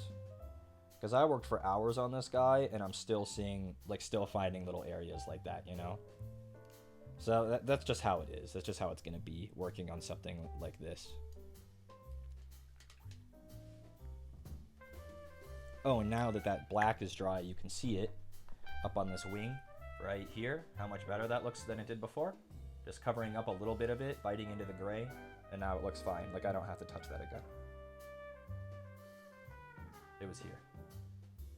So, I'm going to do all the little things dangling from his wing now. Yeah. I'm feeling lazy. I don't want to use that airbrush paint because it takes too long to dry. So I think I'm just going to use my normal silver on it. Or wherever it is. It's on this desk somewhere. There it is.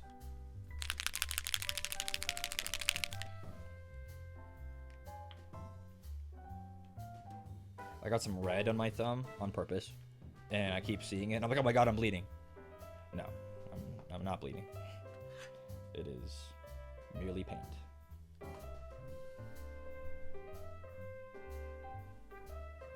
So I'm just gonna do all these little greebles. This little spike thing.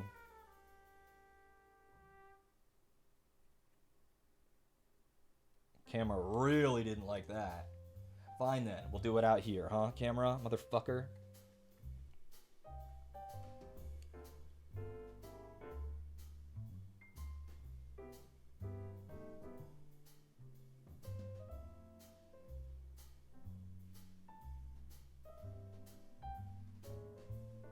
He just got little rings and stuff in his wings.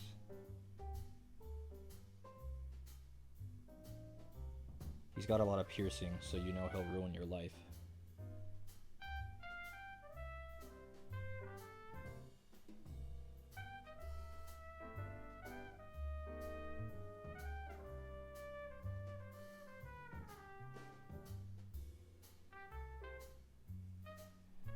Other areas. He has literal rings, on his wings, right... Come on.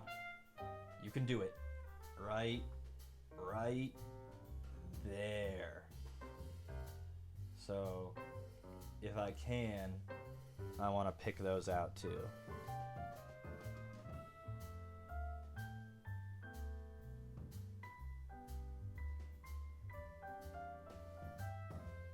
And because they're rings, they go through to the other side. So I'm just gonna have to flip them around.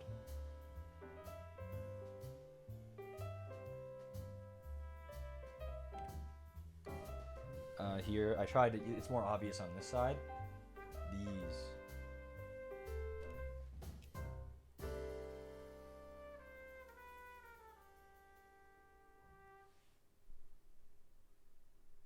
Maybe I should have used the other silver. The coverage on this one is bad. I should have used that airbrush one. It has such good coverage. Oh well, we'll just have to use 2 coats. Here too. Right. Where'd it go? I just had it. It was here. There it is.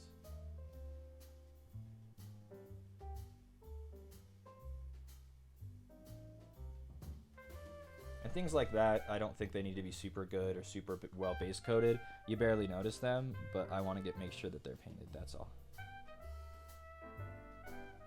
And he has them on the other wing too.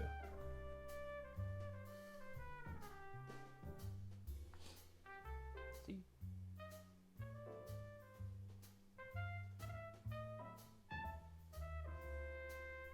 The thing is, if I painted these red, I'm not even sure anyone would have noticed that they were supposed to be rings. They're just a tiny, tiny detail. It just doesn't really matter. But it matters to me. So I'm gonna paint them.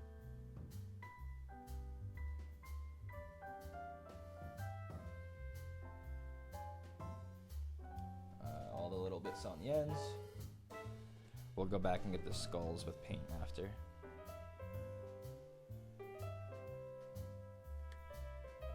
I'm just doing all the silver on all of this.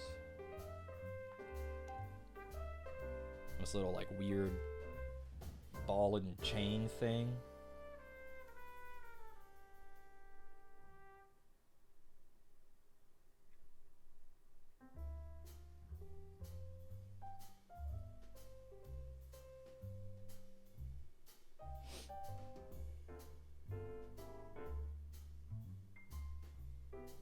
I think if you count all the skulls on this model, including the ones on the base, he has like 42 or something ridiculous. Some like really, really high number of skulls.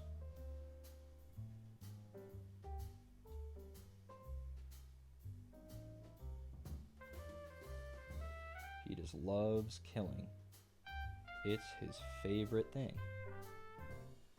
He loves it. Don't you just love killing?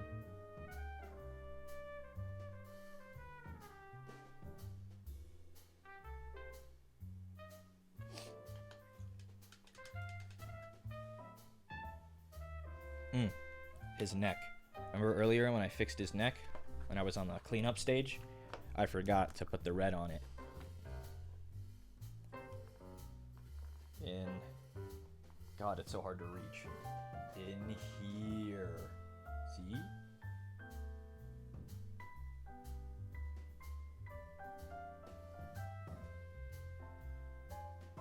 Just thread the needle.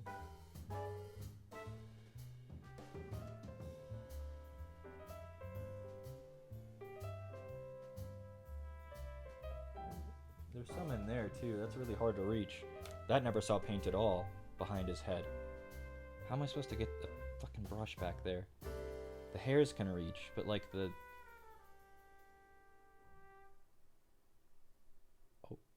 Oh. We're getting it. We're getting it. Just a little bit. With the smallest brush. The smallest brush I have. Okay. I think this is a good opportunity to try highlighting his face. This is going to be really scary and hard. But if you're going to highlight anything, things like faces and hands are good. This paint looks so good. I want to eat this so bad. Yummy. It looks really bright, but you want it to be, because you're just picking out areas on his face, like for example, we're just gonna get a teeny tiny pit. And you want to pick out areas like his brow ridge.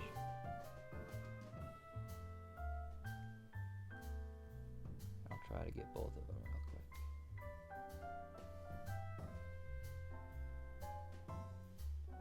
The crease on his forehead. The tip of his nose. The little spiky bits on his chin. I'll show you when I'm done. This is something that I really have to focus on. Just little bits of color. The tips of his ears, the tops of his ears.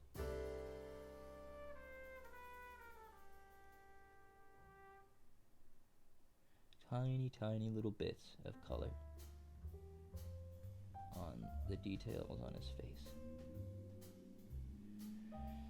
It's going to be very subtle, but I can tell the difference looking at it already.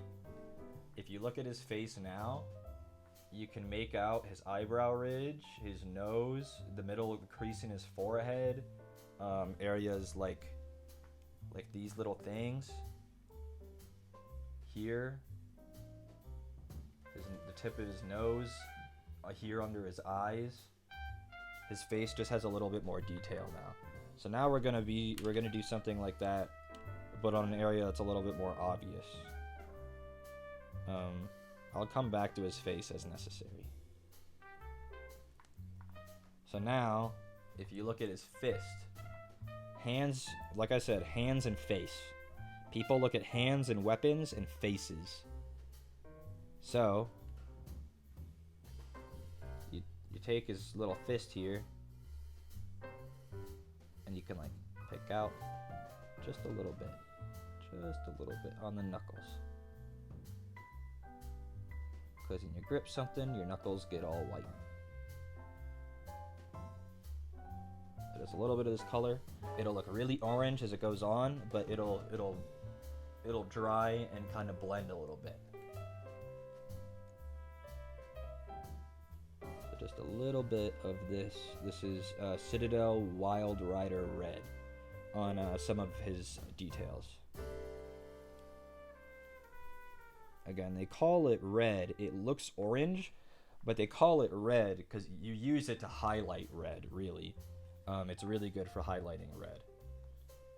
Again, with this one, just pick out his knuckles. Just a little dab on each of them. You don't need to worry too much about it.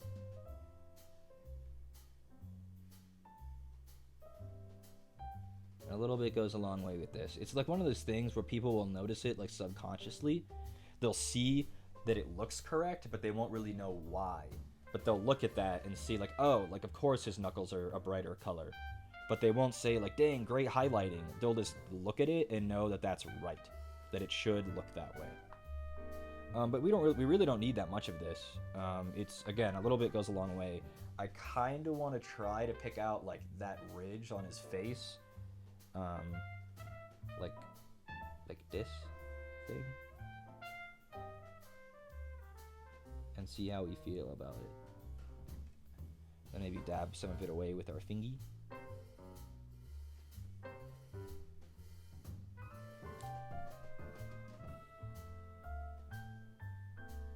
Finger dabbing paint away with your finger is underrated.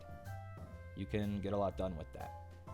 So now, looking at it, his face, especially from this angle, has a lot more definition. I'll probably cut into what I just did a little bit with red, because I think it was a little bit too much.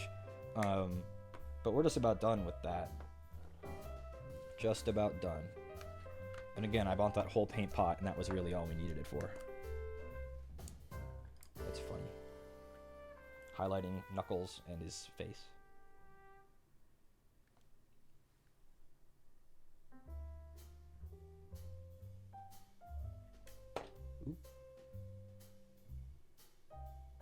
His wings and tail keep knocking stuff over. Goofy Angron.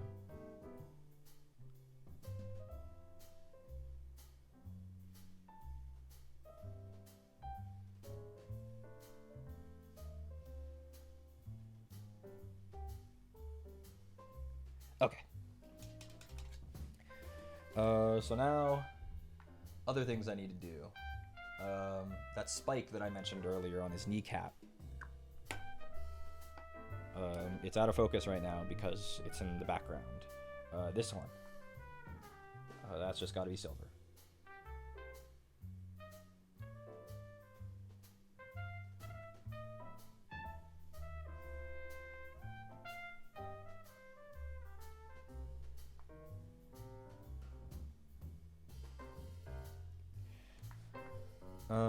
Other things. The grip of his sword. I didn't do the fabric. As I tend to do with fabrics, I'm just gonna throw Sigvald Burgundy on that. Where'd my Sigvald go? There it is. Popped out for a minute. We highlighted his knuckles and his face. I'll show you in a second. We are picking out the grip on his sword, which is nearly impossible for me to see, so you guys are never seeing it. But I'm just gonna pick it out real quick. It's only on the inside. You can't see it from this side. You only see it back in there. You can see it underneath his hand. I need to do his nails too, you can tell. Sigvald Burgundy is one of my favorite paints. I love Sigvald Burgundy.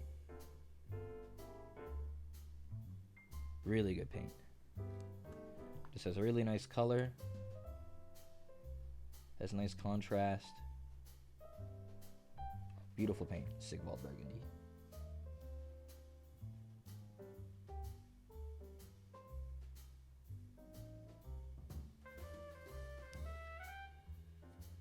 But again, I'm just picking this out real quick from the like 2 angles that you can see it from. Okay. So the thing that I did was I highlighted his face. His face is more detailed now. It's very subtle, but it's there. You can make out the different details, the sharp areas, the raised areas. And I did the same thing on his knuckles and hands and fingers.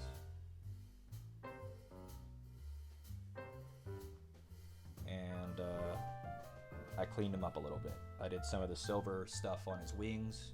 We need to do the skulls on those now that I'm looking at it. Where'd my skull paint go? Yeah. We're almost ready to shade the armor, and that's going to be like the last big step today. We're almost ready. We have a few more things to do. And then when we shade the armor, that's like one of the last steps, besides the base. So I'm just zoomed out. It doesn't really matter. We're just painting the skulls on his wings. What paint? Well, the best skull paint on the market, Contrast Skeleton Horde. It's just a goated paint. It looks just like aged bone. You want to make sure you get both sides.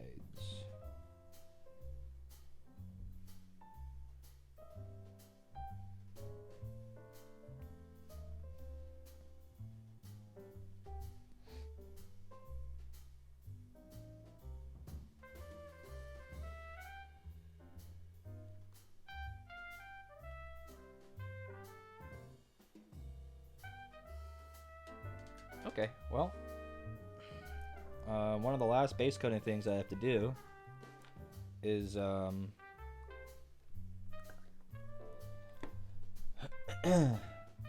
don't know why now YouTube is recommending Warhammer videos to me. It's like they know what you're watching. They do. You answered your own question. They do know what you're watching. They do.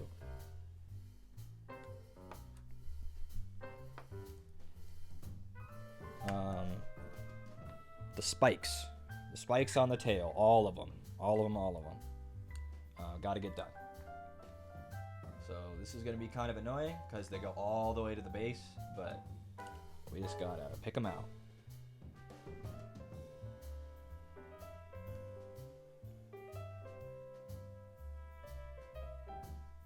Yeah, and it ain't just Google.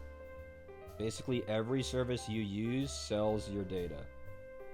I stopped caring about that long ago. It was being done before we even knew that was a thing that could happen, you know?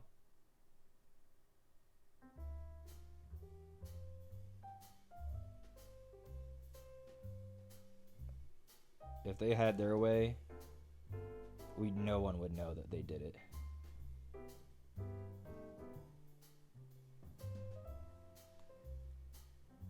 About Space Marine 2, kind of deep dive in the franchise. Awesome. Warhammer has something for everybody. Everybody.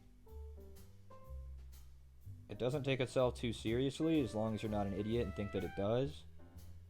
It has all kinds of stuff in it.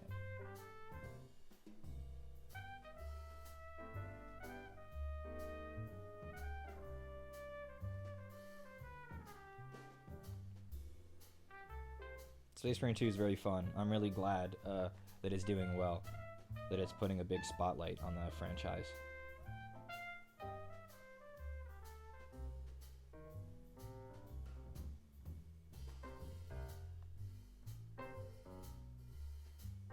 On the IP, I guess I should say.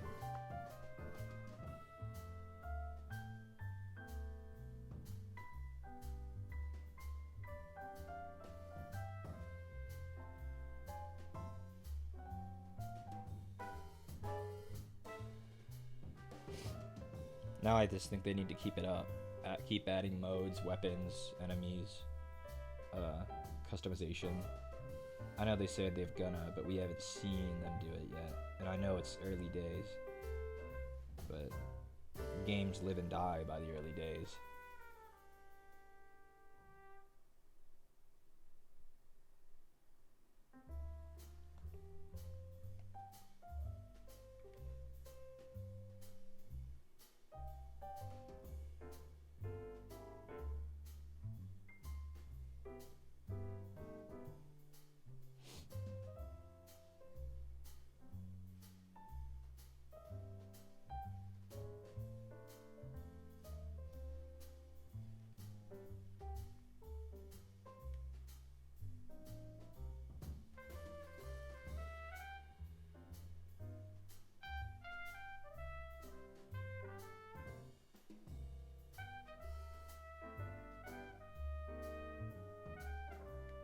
Wow, this is really annoying. Angron, why you gotta be like this, man?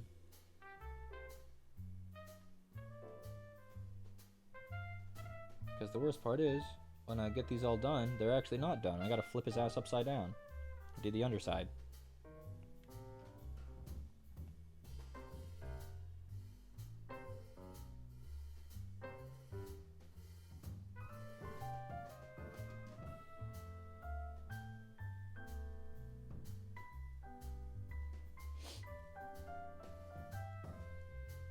Really fun watching all this come together while you play D&D. I'm glad that you're enjoying it. I'm enjoying it too. What class do you play in D&D? If you say druid, I'm gonna make a barf noise. Any other answer is fine.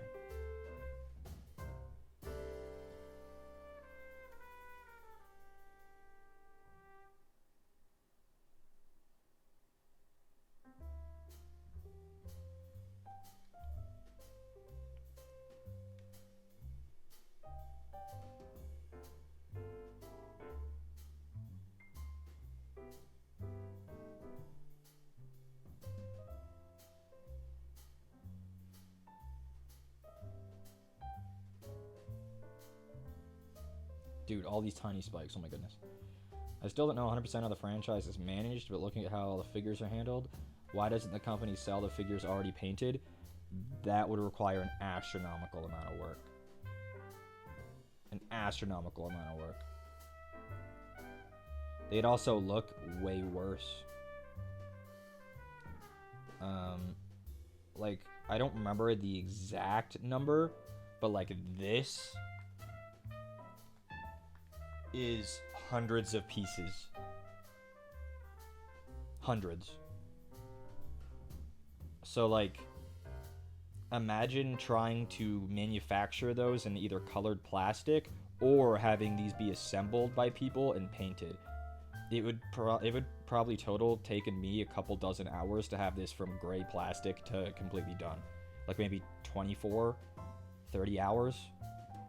It's just not realistic. Yeah.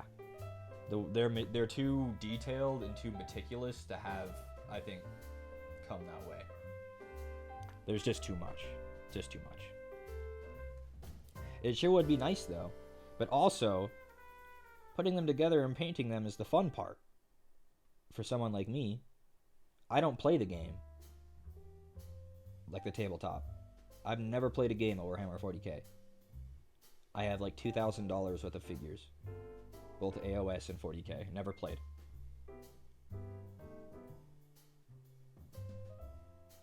So I'm glad they don't sell them assembled and stuff. This is part of it. It's part of the joy.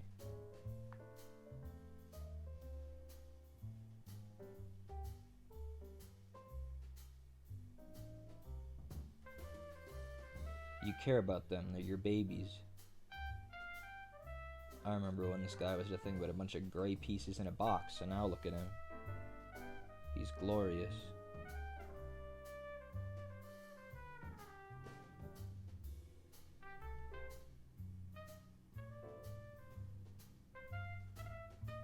Is there a market to sell the finals once they're totally painted? Yeah, you could sell stuff if you wanted to. A lot of people like to get their stuff commissioned. They'll commission painted models. If you're a good enough painter, they'll say, okay, I'll send you this model. I want you to put it together and paint it, and I will pay you this much. There's definitely a market for it.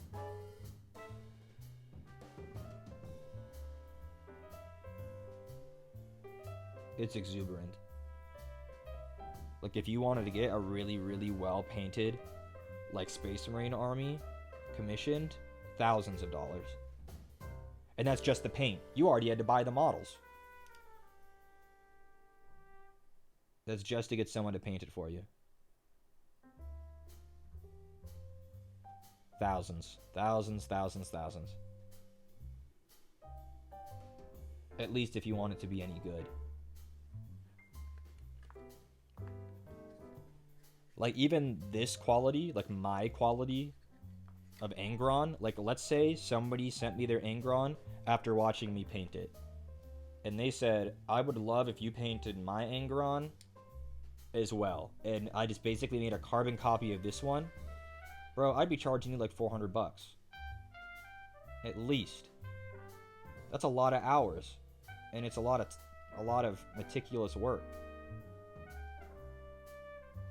And I'm not even the best painter. But I think this kind of level of painting would be something that someone who, let's say, doesn't paint, or maybe can't, would be happy to own. So this stuff is a premium. It really is.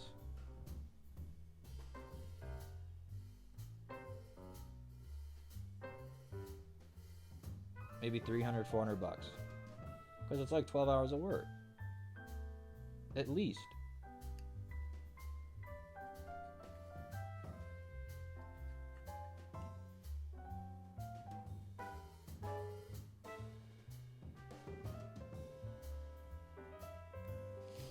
So we're going off the topic. You don't have to apologize. Gabe's death.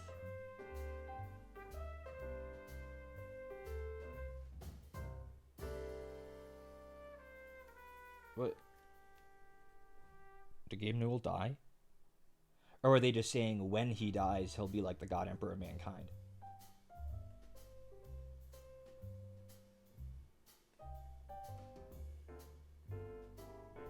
When he dies, I understand. Yeah, he probably would be. It'll be shitty when he does. I imagine someone will quickly take over a valve and run it into the ground instantly once he's gone.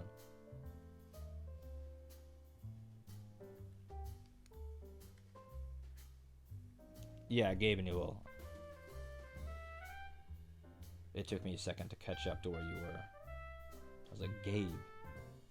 Gabe. I was trying to think of what Gabe you could be talking about.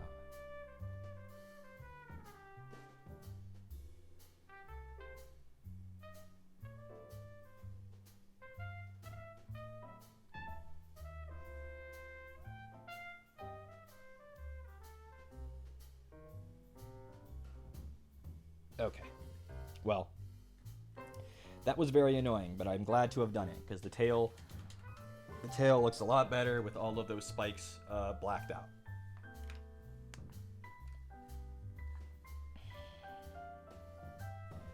Any other base coats?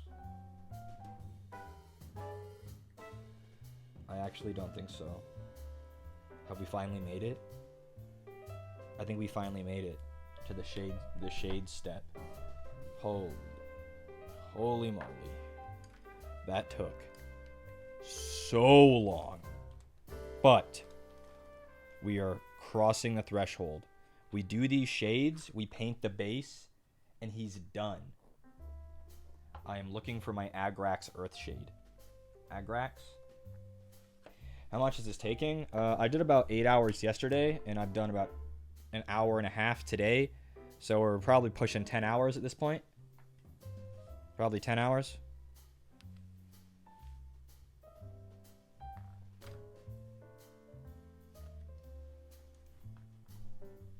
Okay, well, what we're doing now is we're shading the brass.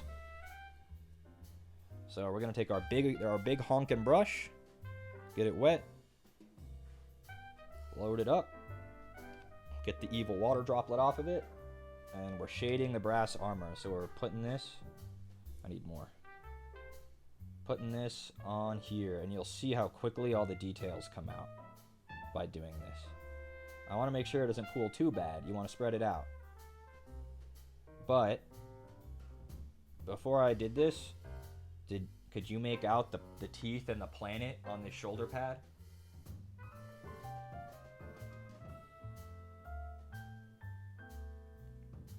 It was way harder to pick out, and now suddenly there it is. You know? I talk about it every time. Shading costs nothing, and it does so much. This is a demon? Yes, this is Angron, Demon Primarch of the World Eaters. Pretty big lore character if you know 40k. Pretty big character.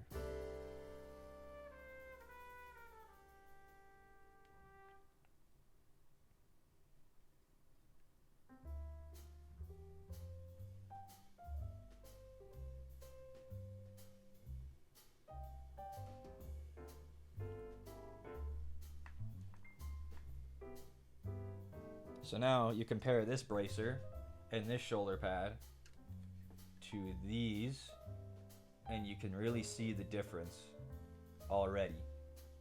How you can make out all the details now. So we're just gonna keep it up, put it all over all of the armor. Like this bracer, it should really bring out all this stuff on it. All the little details. It immediately went out of frame because I started pushing it. That's awesome. It's so cool.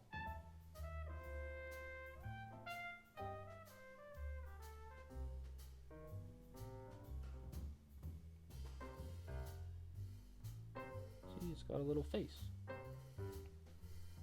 The last thing you were reading about with the Black Templars, I am continuously amazed by how many new people in the hobby get into it because of the Black Templars. To be clear, there's nothing wrong with the Black Templars. I also got into the hobby because of the Black Templars. But I'm not really sure what it is. People who are new to Warhammer love the Black Templars. Love them. Everybody loves them.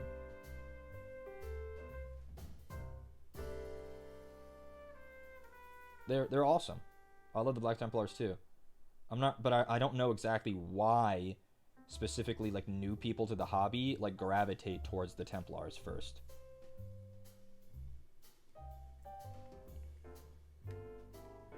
Space Crusaders? Yeah, but I mean, all Space Marines are Space Crusaders. I get that the Black Templars specifically are more Space Crusader-y than normal, but like, why not the Dark Angels? They're like Knights. Why not, you know, the White Scars? They're like Mongols. The Vampire Blood Angels, you know? Like, what is it about the Black Templars that is like, dang, these are what it's all about, you know? Because there are tons of cool Space Marines, at least I think so.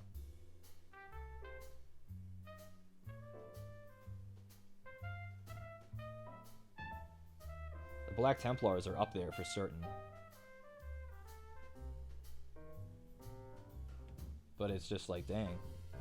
Every new person, like, I swear, like this, like our friend Inca Raven here is like the fourth or fifth person in the past week who says, hey, I'm new to the hobby, I really like Black Templars. And it's like, that's awesome. I love that you love Black Templars. But I'm also like, why does everybody like Black Templars? Specifically new people, you know? This paint is so cool, it adds a ton of depth. Yeah, but you can also see why this is. I was waiting to do this. You have to have everything done before you do this step. Everything's got to be done. But yes, this paint, this is the really fun step. It really starts to look done once this step is over. What got me into Warhammer? One of my older cousins. He's maybe 6 years older than I am, maybe a little bit less, maybe 5. He was playing Warhammer 40,000 Dawn of War and showed Connor and I the PC game. And ever since that day, I was probably 12. I've really liked Warhammer, but it took me another decade until I started to actually wanted to like get in the hobby. But I started playing Warhammer games and reading Warhammer books around that time.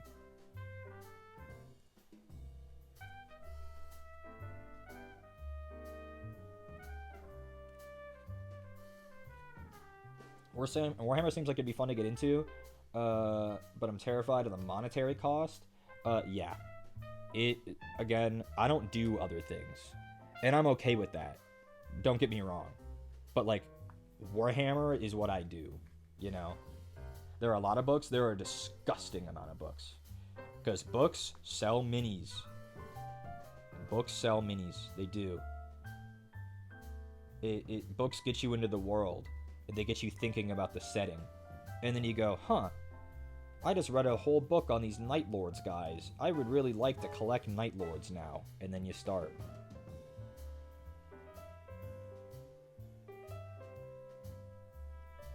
And then you start.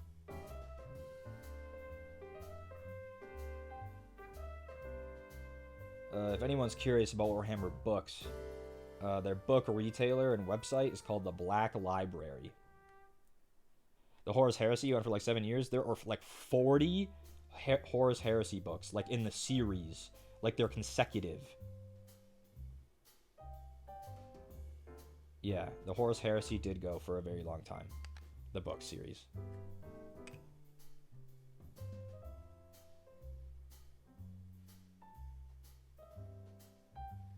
Making sure I'm getting all the little angles of his leg plates.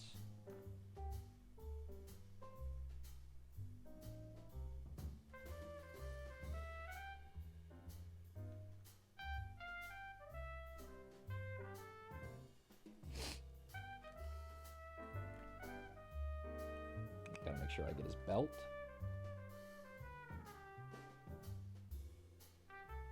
Both sides.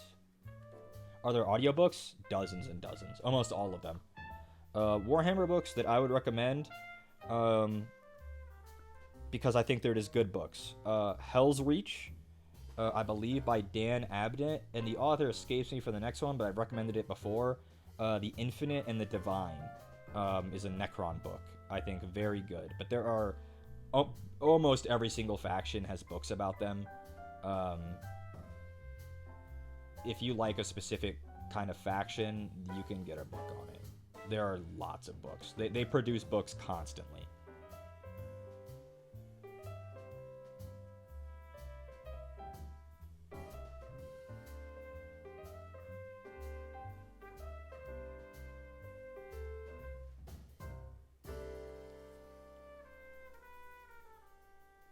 The wiki is also great. The wiki is very dry, but because of just its sheer amount, it's a giant, like repository of knowledge.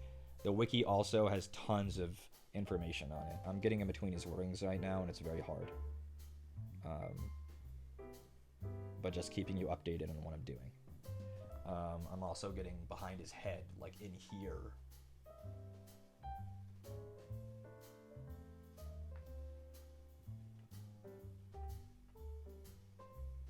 Because again, I don't want to miss any bit of the armor. All of it gets this wash.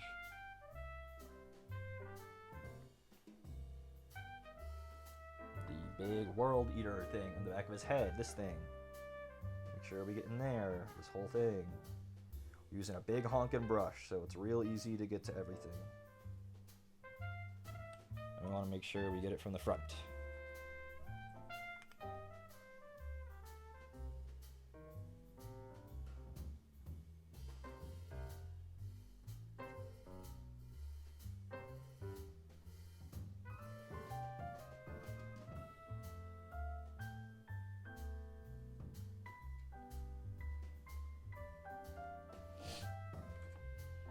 Okay, well, that's all of that.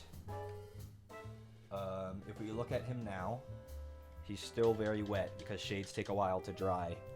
VOD watchers, if you compare him now and go back to the last time I showed him, the difference should be pretty dramatic. He looks very different now. Areas like this, you can make out all the details.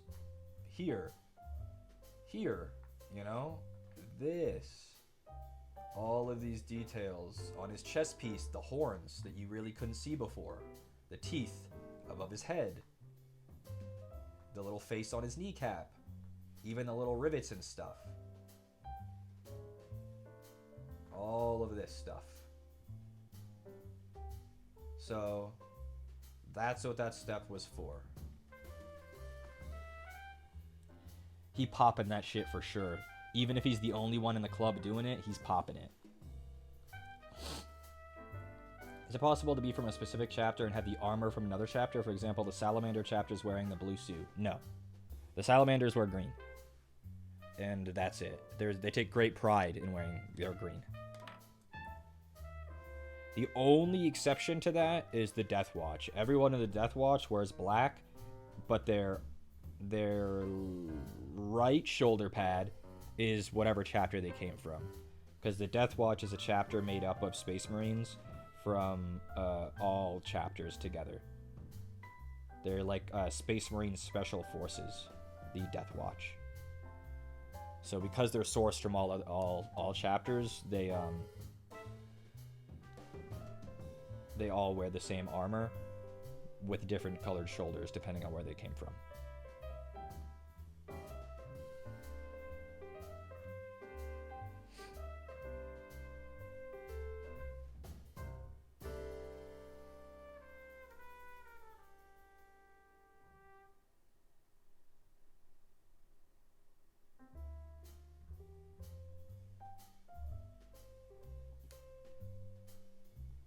See, in shading here too. Look at all the little skulls that you can make out now.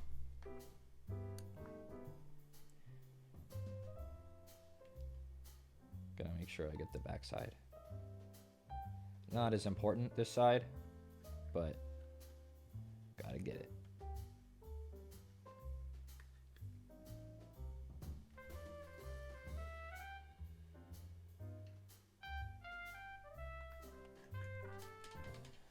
Okay, well that's it for the Agrax Earthshade for now. I'm gonna do some of the silver, and this is what we needed the Nuln oil for. But we don't have Nuln oil, we have Dark Tone. Hooray for Dark Tone. This will work just the same. It's a black shade. So we're shading stuff like the chains and the silver on the weapons.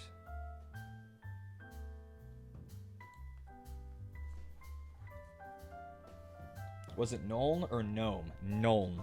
N-U-L-N. Nuln oil. It if a Space Marine decides to go full Skittles armor, would that be heresy? If they still want to identify as their chapter, yes. But, and this is the fun thing about 40k, there's nothing stopping you from from making up your own chapter. You can completely just make up your own chapter and paint them however you want. And then no one can say anything about it. Because 40k is such an expansive setting, who's saying that there isn't a chapter that has crazy rainbow armor? You know? They certainly can't say so. You made it up. But they can't say that it's not real. The Imperium has 1 million worlds. Literally. Who's to say that a Space Marine chapter that has like a rainbow armor isn't on one? They're also horrible, horrible, horrible record keepers. So many Space Marine chapters have been created and forgotten about, died out, got lost. Tons of things like that.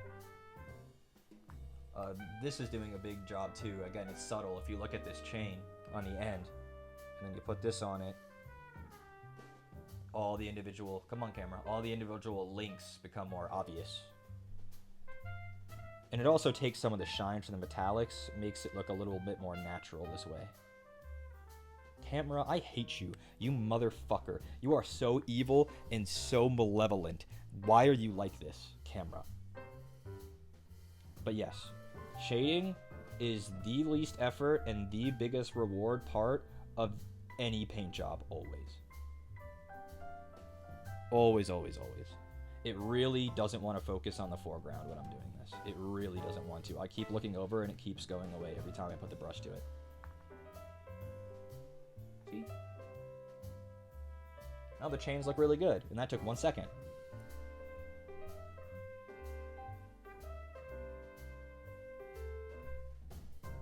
But just because they look good on this side, what about the other side? See, they're flat. Look how flat they are. Especially like right here. Right here. Flat. Gotta get shade on these too.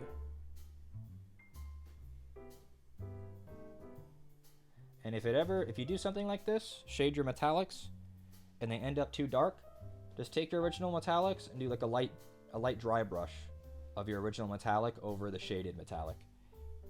Just to bring a little bit of the shine back if you want it.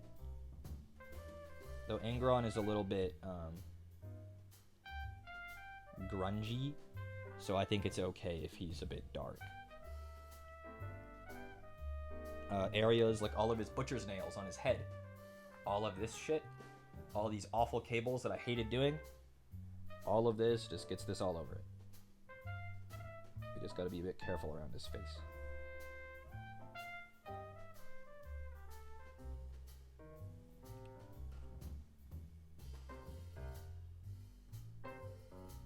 No, you're not bothering. Warhammer is... I love getting Warhammer questions. Even if you think they're silly. But there is no such thing as a silly Warhammer question. Because Warhammer is silly. Warhammer has space fungi that are one of the strongest factions in the setting. They're mushrooms.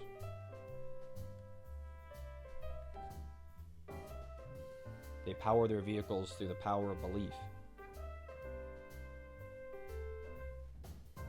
But they're mushrooms. That faction, orcs.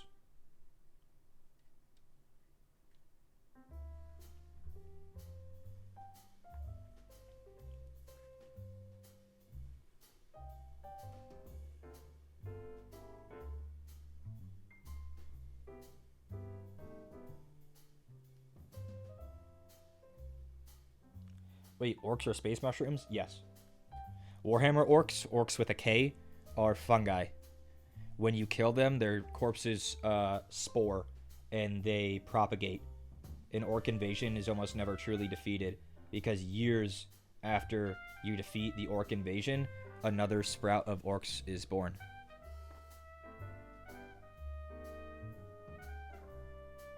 Which is why you have to burn orc corpses.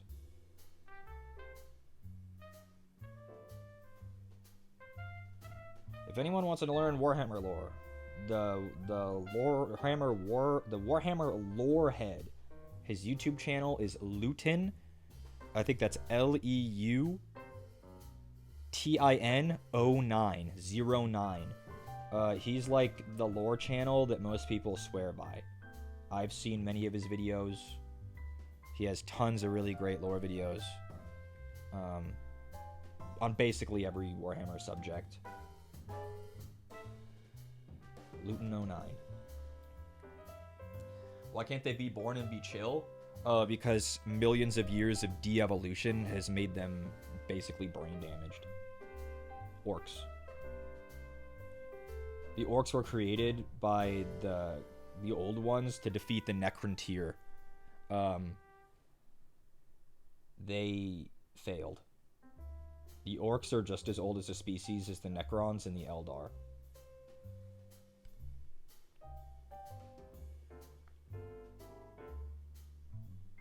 They used to be called the Krorks, if you can believe it. And the Krorks were gigantic. Like fucking 15 feet tall. And they all wore power armor, and they were hyper intelligent. And like millions of years of de-evolution has turned them into the orcs. They were meant to be the perfect soldier species. It didn't turn out. But they tried.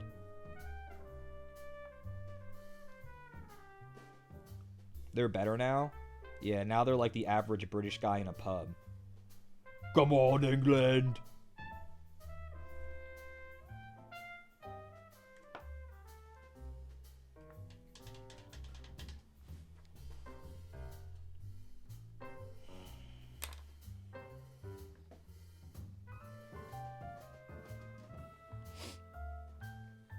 I'm gonna start cleaning up his base where we got paint all over it.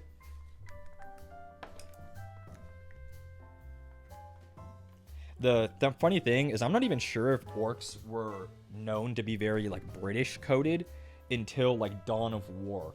Dawn of War 2, Dawn of War 2's orcs, they're all pirates and they all speak like a low IQ British man. And ever since then, orcs I feel like have had a reputation for all talking that way.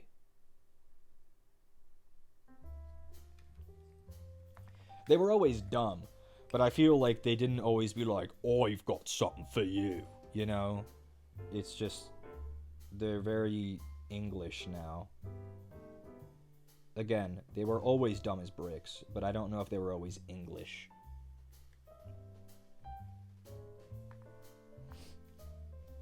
Like Cockney? Yes, like Cockney. They all have very dirty British accents. Very ugly. Like they're always talking with their mouth full of cotton.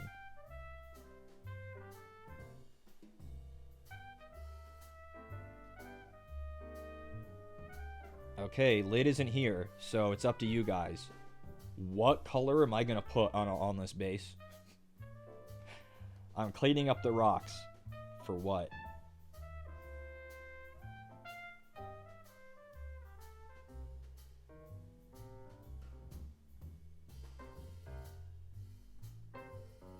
Hi, Eastside Trophies. Hello. Grave Lord. Gravy. Yup.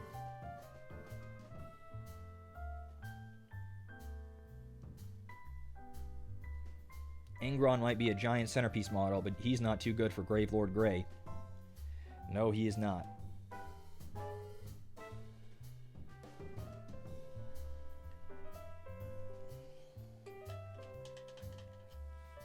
But, while we're waiting for that Wraithbone to dry on the base, there's some other details we have to do. There's a color I was looking for, and I wasn't sure if I found it. Not this one. Not this one. Not this one. Not that one. Where's my Pterodon turquoise?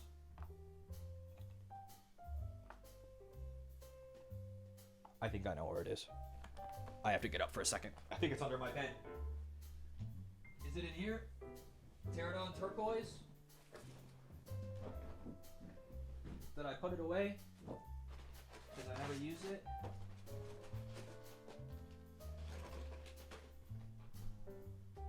Incubi Darkness. Talisar Blue. What are these paints?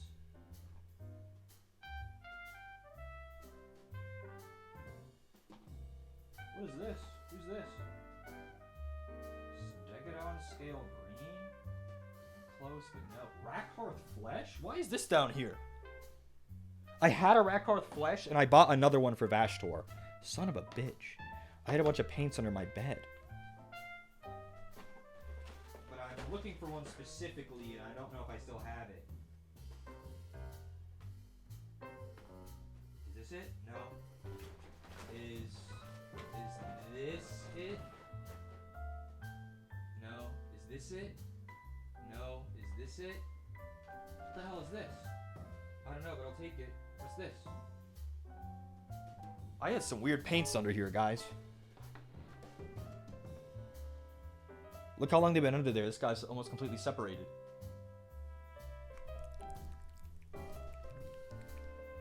All better. Mostly.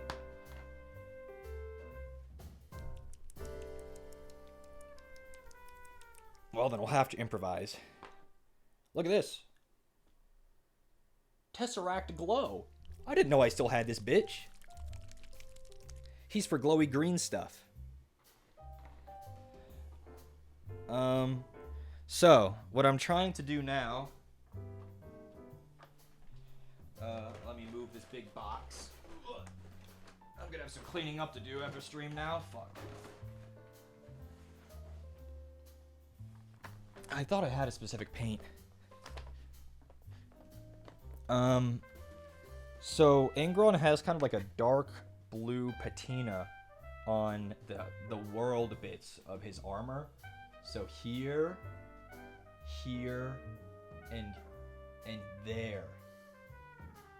And I'm trying to make a dark blue like that. Honestly, that dark blue that I mixed up yesterday might be good enough. With the black and blue mixed together. Let's do it. And it seems scary to paint over this armor, but if I don't like the way this looks, I just put the brass back over it and then shade it again, and then suddenly we're back to where we were. So I'm just gonna do 2 parts black for every part blue. Imagine demons had more blood on them. I mean, you could do that if you want. A lot of people cover their models in blood. I prefer mine to be clean. But if you have models, you're welcome to do whatever you want. Add a little green, and that'll help. Maybe what, like 1 drop? 1 drop of green? I have a green. Where is he? This one. Because I'm trying to... If you look at the Angron box art, he has this, like, patina. I was looking for my Pterodon, like, turquoise or whatever, but it was gone. Mix it all up. Oh, it's looking right, I think, at least on the palette. Good call, monkey man. We're just gonna do just a little bit to start, and if we have a good amount mixed up. So, like, specifically the planet parts of the armor have this, like, blue-green color over them.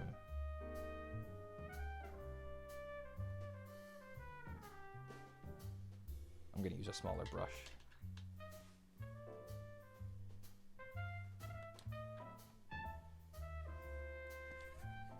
Oh, I got some on me.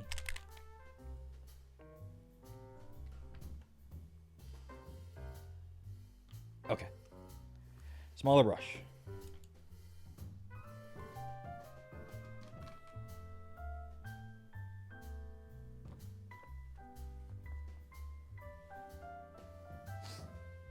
So, like here.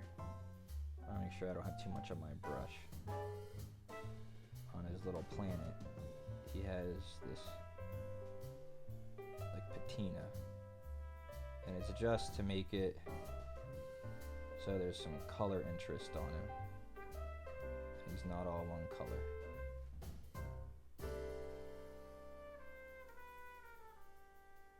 It's okay if you get some on the teeth.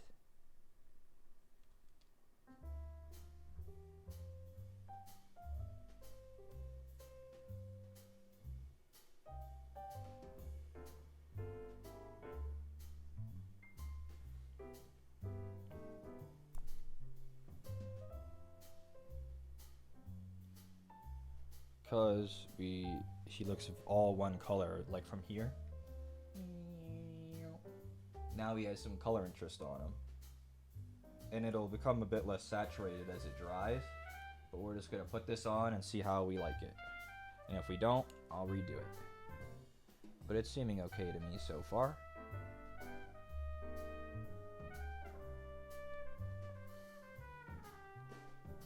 We just have to wait for it to dry. It's going to be hard for y'all to see it, but I'm getting the one on his kneecap.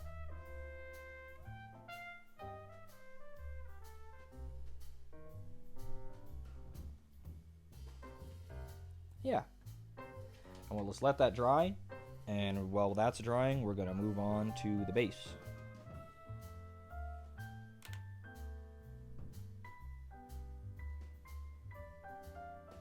Okay. Gravelord Grey. Wherever it is. It's here somewhere. I saw it earlier. Gravelord, Gravelord, Gravelord, Gravelord. Do I paint all my figures? Yep. Slowly. But yes. I've never had someone else paint my figures. Every figure eventually gets painted. For example, Angron waited 1.5 years. So, yeah. Sometimes it takes me a long time to get to them, but I buy every figure with the intent of painting them eventually.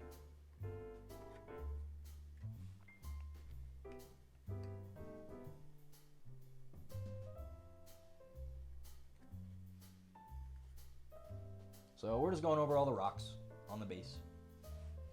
You know how Gravelord Grey goes if you've watched enough. I just slap this shit all over rocks. I'm going to try to avoid the skulls where I can. But there are a lot. And if I get any on some, I can clean up later.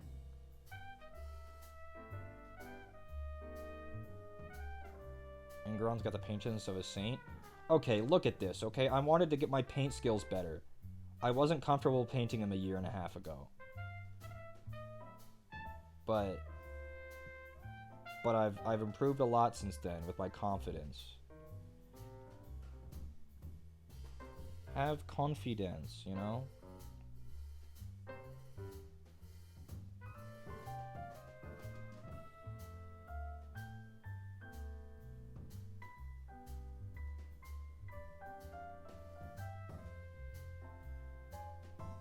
But it's hard.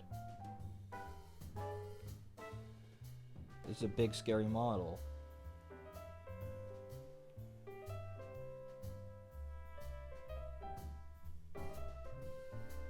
I wanted to make sure I felt comfortable enough painting him where I could do him justice.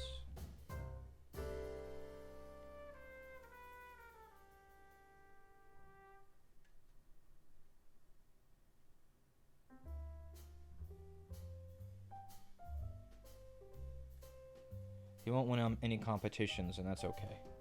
But he's good. He looks good. Sometimes, and rarely these days, it used to happen more often, I get demoralized. I'll go on the internet and I'll see a guy saying, yeah, so I'm entering the, you know, like the up-and-coming, like, youth competition for, you know, people who are like 12 to 16. And here's my entry. And it's like the best thing I've ever seen. And it's like a 16-year-old did it. And it's like, yeah, I'll never paint that good. But that's okay. I think I have to remember that that's okay. Do my finished figures bring me joy? Is really what matters. And they do. And so it's okay. Are there gore models? What do you mean by gore?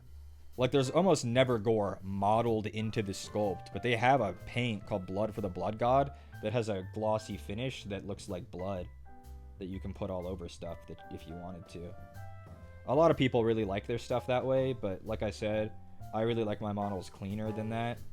I like it so that they look like they just got to the battle and haven't yet eviscerated 40 men. Oh, speaking of eviscerating 40 men, Angron in the ideal situation in a game at the tabletop can like kill like 28 guardsmen in a single turn or something ridiculous based on his stats and weapon profiles.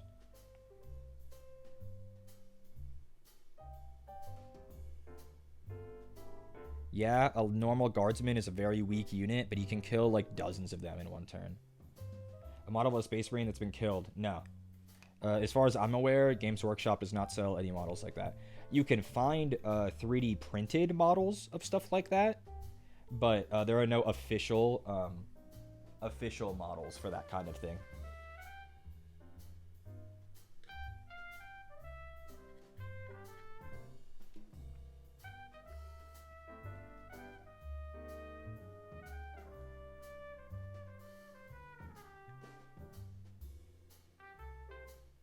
Games Workshop does sell the Citadel Skulls kit that has a lot of skulls, but that's it. They don't sell like dead corpses and stuff. Well, there is one instance that I can think of off the top. There's a token in the old Space Hulk game that is a dead Space Marine Terminator sitting on a big chair, and he's a skeleton.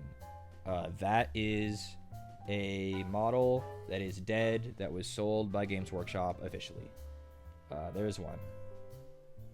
It was an objective marker in the old Space Hulk game. Other example that I just thought of. Be'lakor. You know that demon that I have, Be'lakor? He has a dead Space Marine sculpted onto his base. Alternatively, I think it could be a Chaos Warrior or something. But he could have a dead Space Marine on his base. That's kind of it. I can't think of a single other like dead corpse model that's official.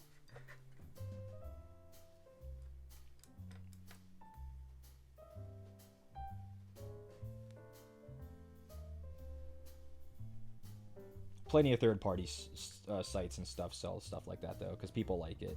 Not me, but people do.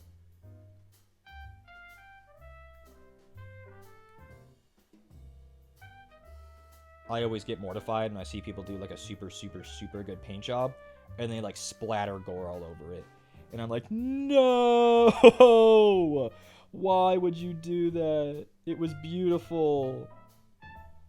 It was beautiful. It was so clean and crisp. And they splatter gore everywhere. Explicit models? I mean, there's certainly a market for that. I don't know any off the top of my head, because that's not really my cup of tea, but they're out there.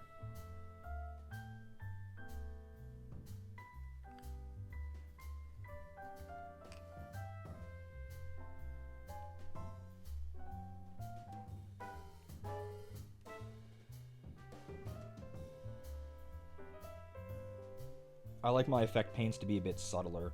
I think saliva paints, those are fun. They're basically like the blood paints, but they're clear instead of red. So you can get like goo and saliva and stuff. That's fun. But I don't like to like splatter gore all over my models. Definitely not. Okay, now to paint the 700 skulls on the base. Holy shit.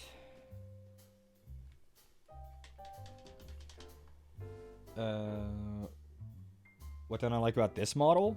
Like this model specifically?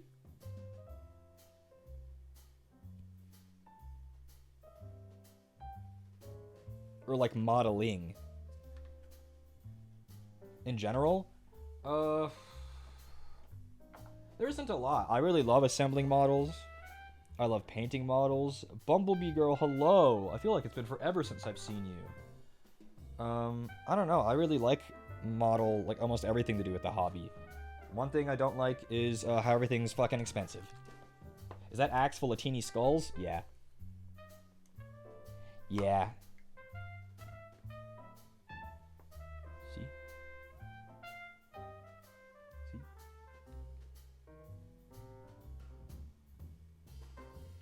And now all the skulls on his base, which there are many.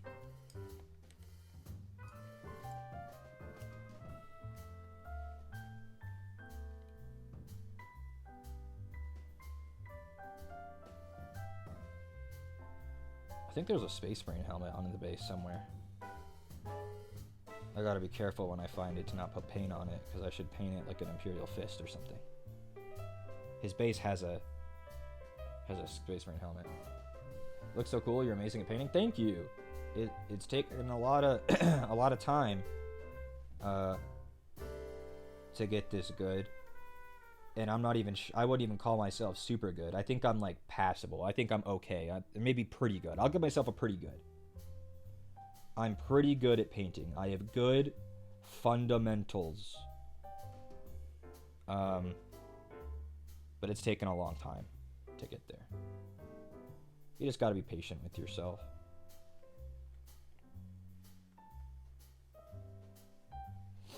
What's up? How's the paint going? We're nearly done. I'm cracking away at the base right now, and then we're done.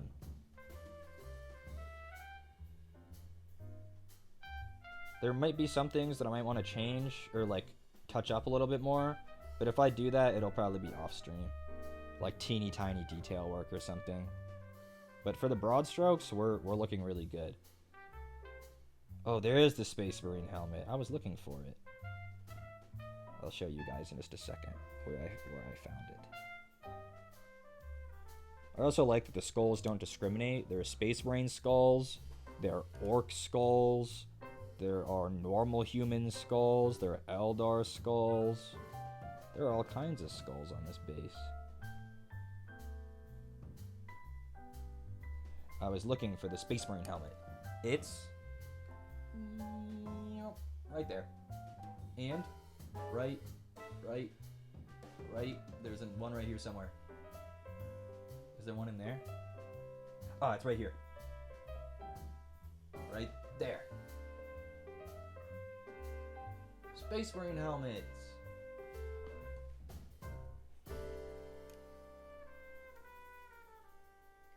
So I gotta make sure to paint those like Imperial Fist, because that's fun.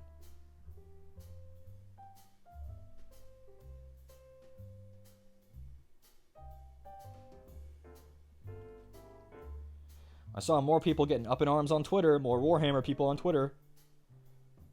On TikTok, someone posted a TikTok that was getting some numbers of them painting termagants in LGBTQ flag colors. Uh-oh. There was a snafu about that. They did not like the trans rights Tyranids.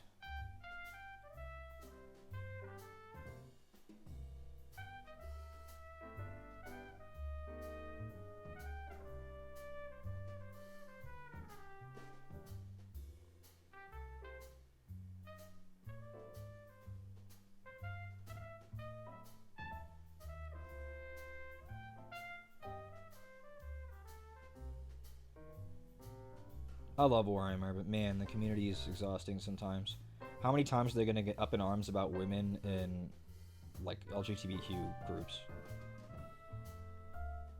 Warhammer, this is the 40th time this month you got upset at a woman being real.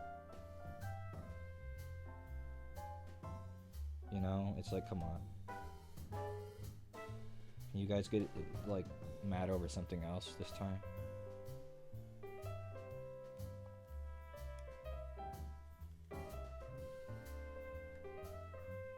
At least it's not Genshin. Every community's got its bad apples, but Warhammer, it's just like really annoying loving this hobby and like this setting so much, and like half of the people in it are like literal Nazis. It's hard sometimes, that's all. Because I don't want to associate with them, but I kind of am just by existing, because I'll get lumped in with them. And I don't blame people for thinking poorly of Warhammer community. There's a lot of bad apples, but yeah, it's a very masculine, very conservative fan base.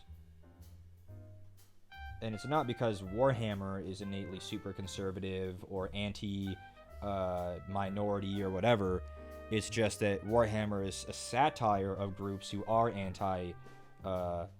who are very conservative, pro-religion, all these things, And then those people that Warhammer is making fun of don't recognize that it's a satire, so they gravitate to it.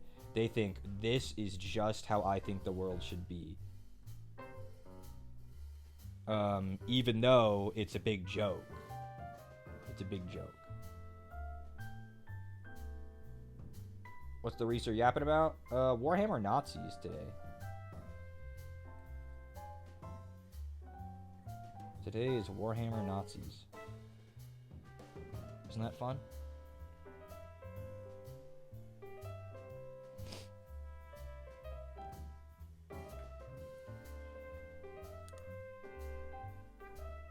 There's so many skulls. This is taking so long. But I gotta pick out every single one. I gotta do it. Angron would want me to.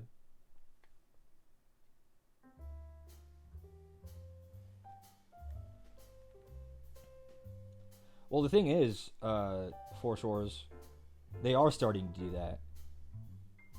They have their big animated show this season, Warhammer TV, Warhammer 40,000 Tithes. And episode 2 starred 2 women, one of them being a woman custodies, which people were fucking rabid about that. They hated that so much. But 40K is just, you know, they've gone on record, Warhammer 40K community is no place for hate. Period. So they're just pushing it. They just don't care. They're pushing it officially.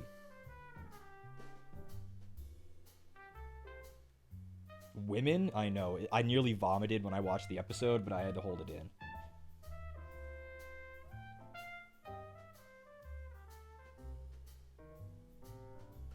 If you want a woman in Warhammer, go like the Sisters of Battle. There aren't any men in there, and you don't see me getting mad. Yeah, but there's 40 male-only factions. You know, it's not the same. It's not the same.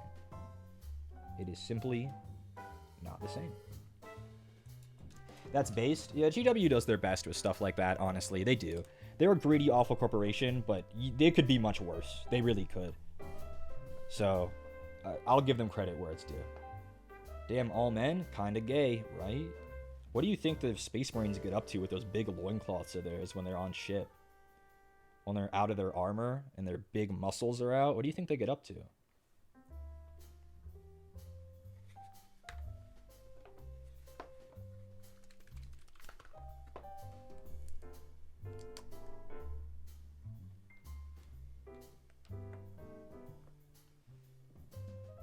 Especially the Ultramarines. Don't even get me started on the Ultramarines. The Ultramarines are Greek and Roman coded. Do they got towel boys on those battle barges? What's going on in there? Can I see?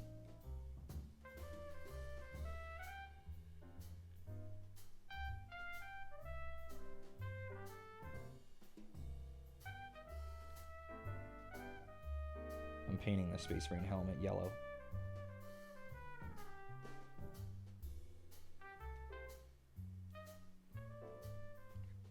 Oh, I can't forget about the other one, too. Are they wrestling in the fight pits? There's a lot of that. There's a lot of that, literally. Like, that's not a joke. There's a lot of Space Marine wrestling. A lot of Space Marine combat training.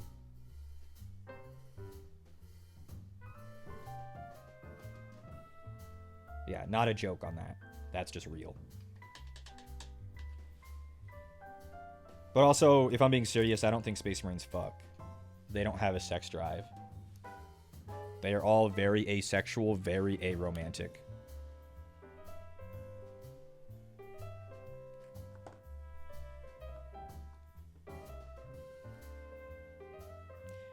While waiting for some of that to dry, I think it's peanut butter time. No auto-jackers in their suit? Unfortunately, no. Unfortunately, no.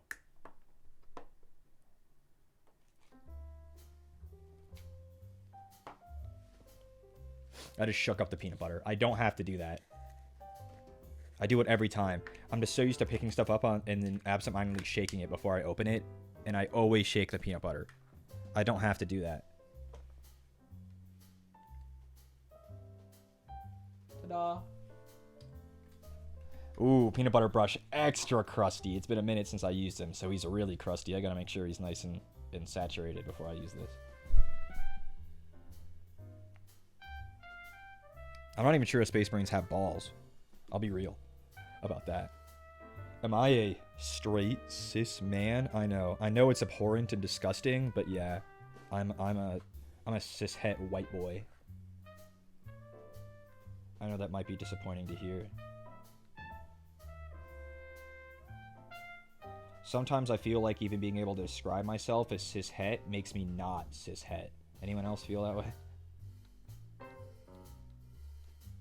That a truly cishet person wouldn't be able to describe themselves that way.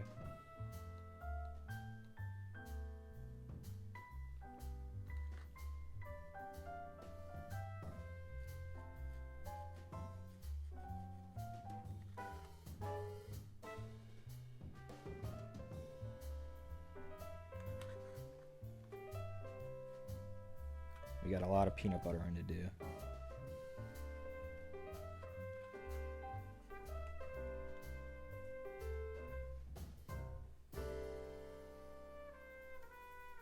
I need to trim my beard more often. I feel so good trimming my beard the other day. It looks so much better than it did a few days ago.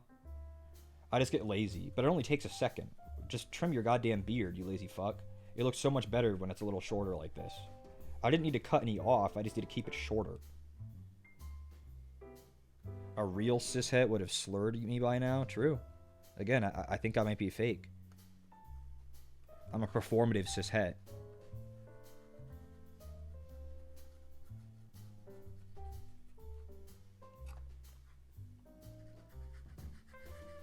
I know you guys can't really see what's going on. Imagine it though, you can hear it. I'm applying texture paste over all the open areas on the base.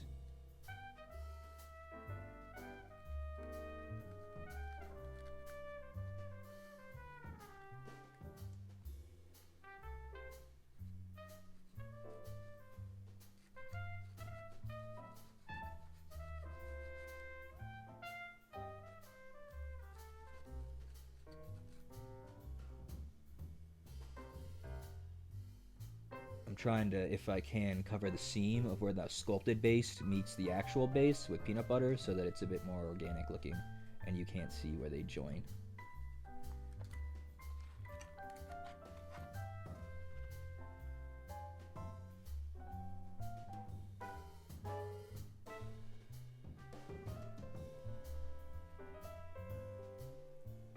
We're just about done. I'll show you what it looks like. Just about done. There's a spot that I need to move on to a smaller brush.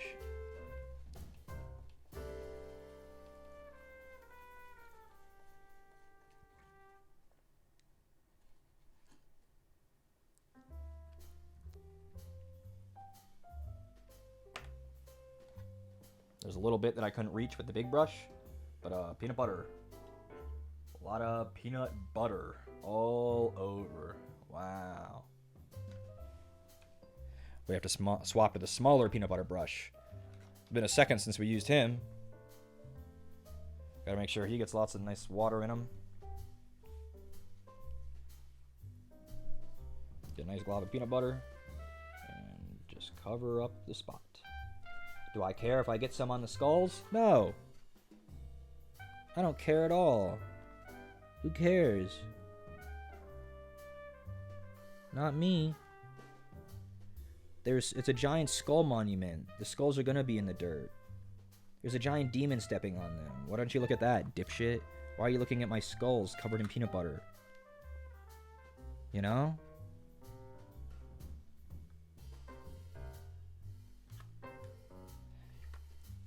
He got a little dirt on his toe? Yup, sure did. Probably did anyway, did he? He actually didn't, you lied. Wait, nope, you didn't. On this toe? Right here? Oh.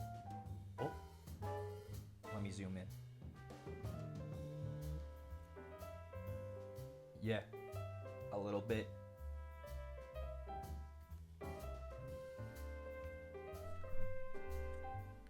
Oh well.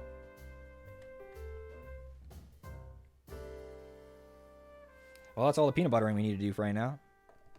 Close that bitch up.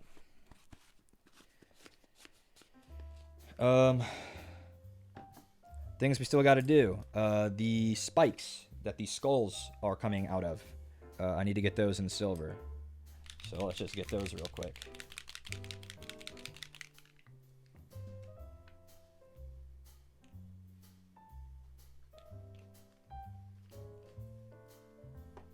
I missed a spot with the Grave Lord. I can see it from this angle specifically.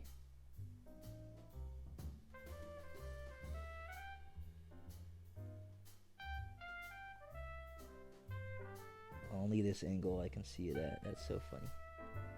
Okay. I was talking about... I gotta be careful when I touch them. In with wet fingers. Like these things.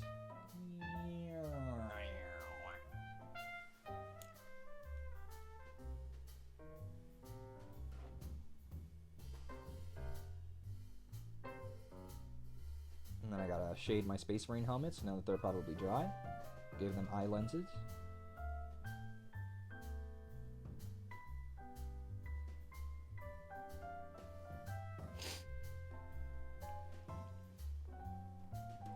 It's my boy, Angry Ron. Yup. And we are minutes away from being done. Minutes.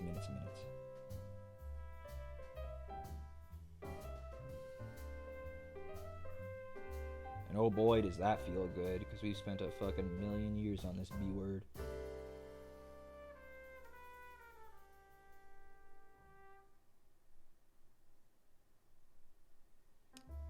Let's rotate. Get the other spikes where I can see them. Can you guys see? No? What do you mean? That's not the view you want? His wrist? You don't like that view? Oh, what about if it focuses on the piece of dried paint on the table? You like that? Out of the lid? The lid. The lid. Patrick, the lid.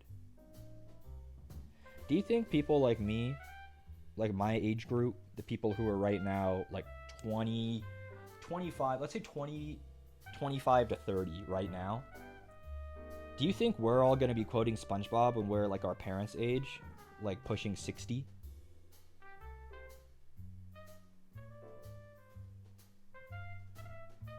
Because I swear half the people my age will involuntarily just start going, the lid, the lid, the lid, the lid, when you start talking about lid, like a lid on something, you know? But like, I never hear my parents, well, I guess when my parents were like 10, there really weren't cartoons to like memorize, huh? Right? 60 years ago? When did the television become mainstream? This is the wrong paint. I need to throw that one away. That's the empty Imperial Fist that's been sitting on my desk for weeks. Whoa, that was wild. I opened this up and there was a giant bubble. How old are my parents? They're like 58.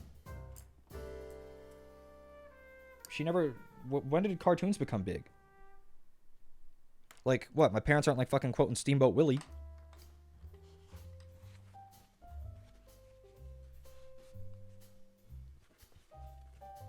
I don't know when the TV became big.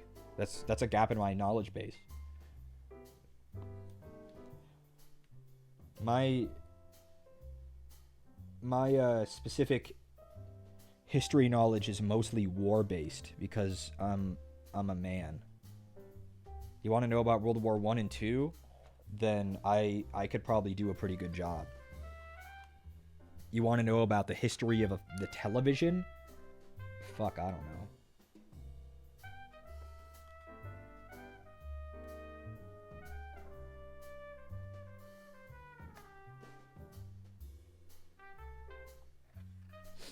Space Marine helmet's shaded. The Flintstones? You want the Looney Tunes? Bro, I don't know. If they did, they never talk about it.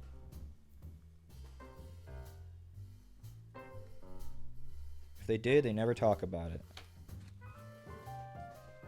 80s is one of those. I guess my parents would have been like 12 around then.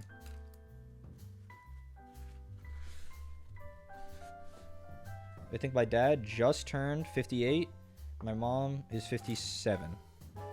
My dad turned 58 yesterday.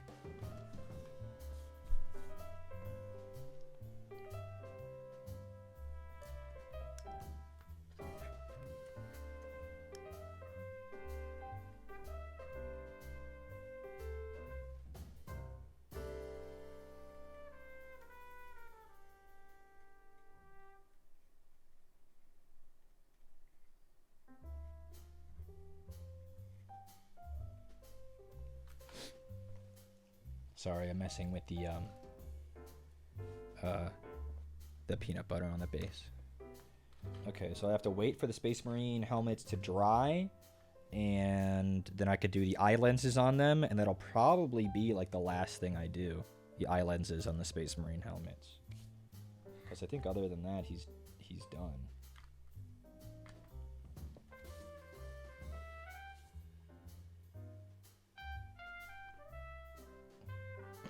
So let's do his base rim.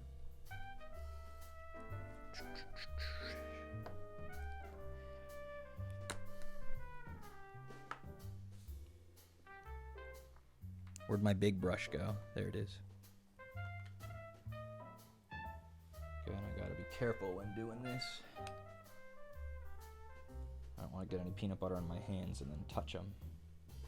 That's one of the mistakes that's hard to fix if you get texture paint on your model. It's hard to fix without messing up the paint underneath, I should say.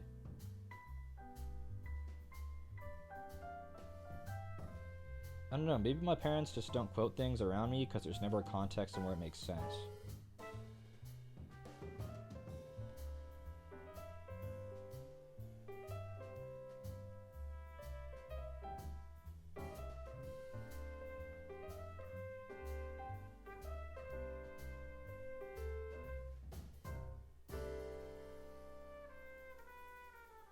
I know all you can see is my fucking... Does he have someone as tail? A little bit. That's okay. I'll fix it. I don't know how when that got there, but you're right, he did. It's okay. Tiny bits are okay. But if you get like a big glob of texture paint on something, that's going to be hard. I thought I was being careful when touching him, but I guess not. I didn't even get that much texture paint on my hands.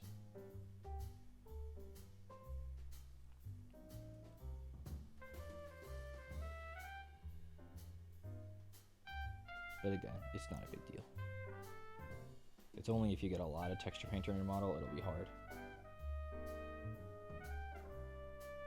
Because you'll end up removing paint trying to get the texture off, and then you have to repaint. If it's just a little bit, it's not a big deal, no matter what happens. Even if I have to repaint something.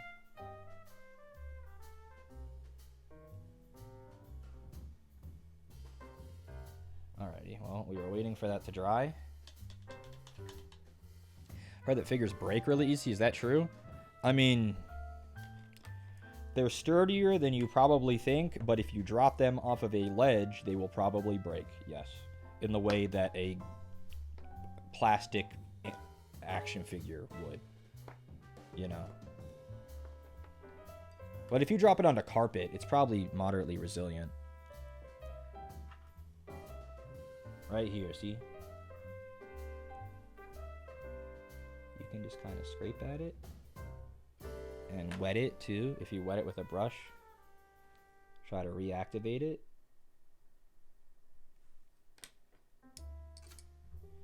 Superglue will help hold them together, kind of, but superglue tends to be brittle. It is a strong bond, but is very brittle.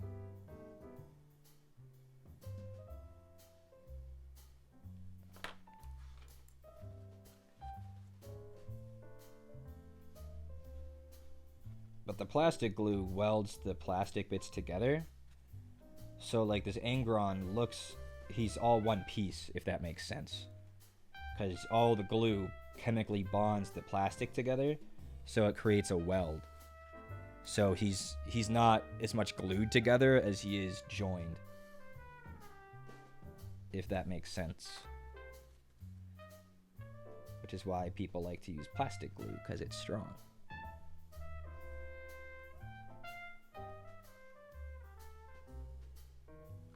Okay. So, we got most of the paste off, and it just took off a little bit of paint. So I just have to put some paint back on, and then it's like it didn't happen.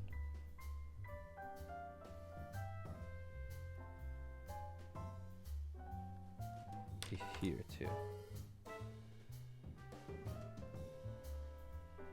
Typing one-handed as you sump fuel from a jet. Do you work on a base?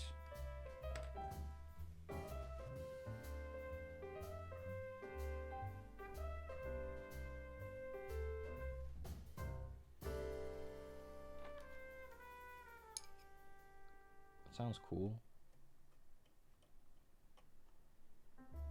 Yeah, so you can see the tiny amount of paint that got removed with that. See? So we just gotta put paint back on, and then it's like it didn't happen. Aircraft mechanic? Oh shit. That's kind of cool.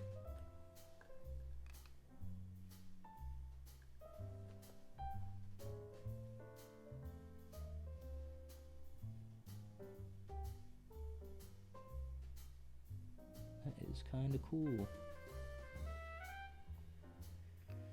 Okay, fuck.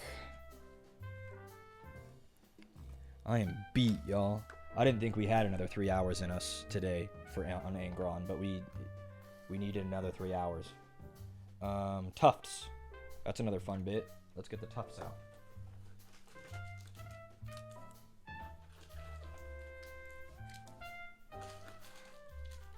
Not you. Where's the dark green or the medium? There they are. Tufts.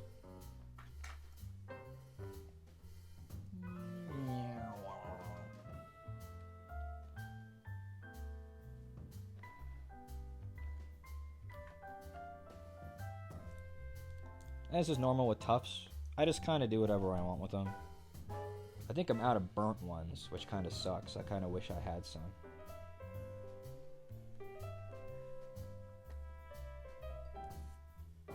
I got 3 colors of greens, and that'll do.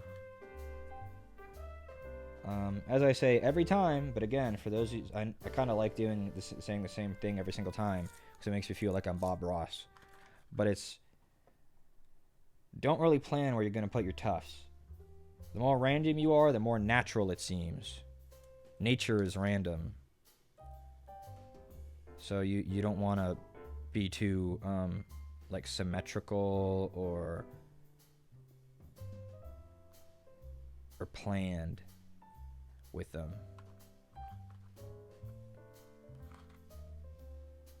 Ooh, I dropped it.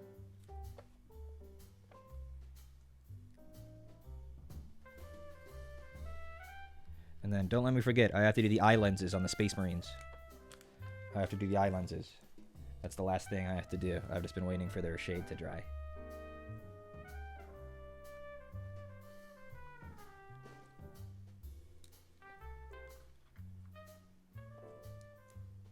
Learning how to be sporadic is tough. It is.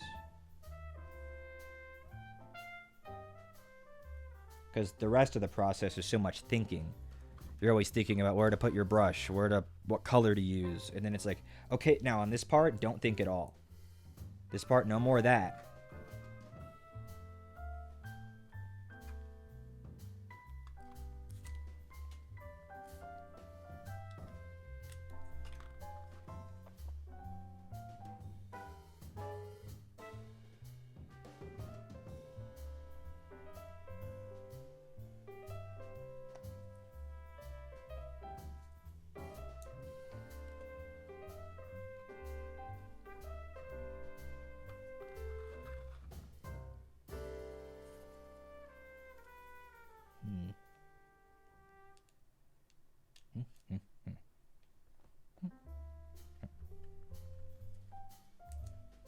Nope, that was 2.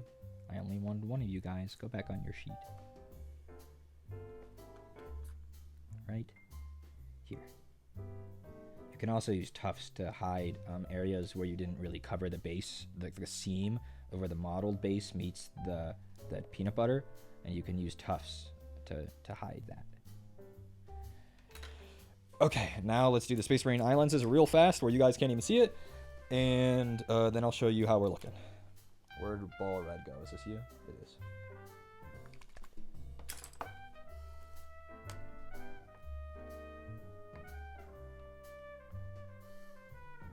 I have no idea who that is, and I haven't seen a single episode of the one. Well, I've seen one episode of the One Piece live action.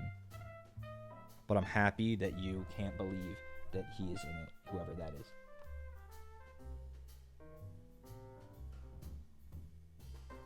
Joe, whatever. Manganiello. Don't know who that is. I don't think I've ever heard that name in my life.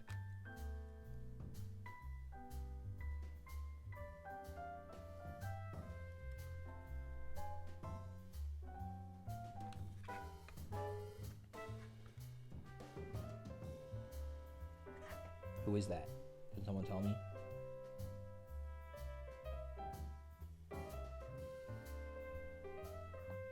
Okay, eye lenses, done. Oh my god. That was brutal, guys. That was a lot of painting in the past couple days. Oh, I missed a spot with the peanut butter. I have to fix it. And then I'll show.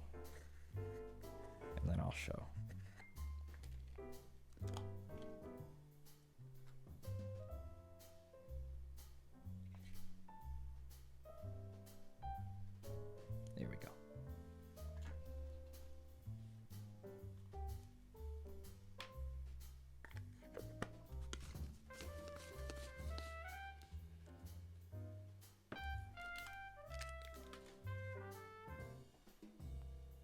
Shit. I dropped something. Okay, now, let me wipe this base rim.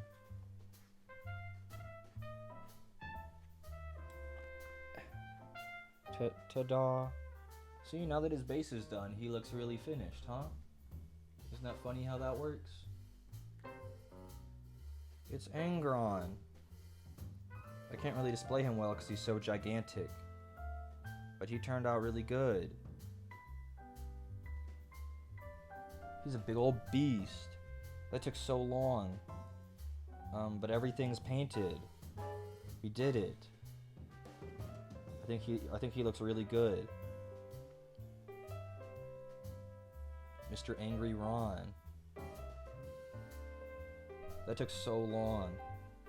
But now that he's all done, he looks so cool. Again, he really looks unfinished, even though he didn't change in the past like 30 minutes. It was all base work. Having the base done makes him look really finished. Because like if you look at it from like this angle, it's like, oh look, he's in like his own little diorama, you know? He's in his own little world. And there's a little Space Marine helmet. There's another one over here. Imperial fists, as it should be. He's a big old guy. I'm really happy with how the wings turned out. The wings are so hard, but I think they look really good. I think his armor, like here, like all the detail looks really good. His sword, I think, turned out really good. It's a very simple shape and stuff, and I think it looks really good. His face, I think, looked good. We got a few different colors on there, so you can really make out all the details. His little hands. His axe. His little, like, this thing. That looks epic. All the skulls everywhere. Yeah. That's awesome. That took so fucking long. But now he's done. He looks really good. He looks really good. Yes, dry brushing is free. That shit is so easy, and it makes the wings look like 4 times better. Like this. See?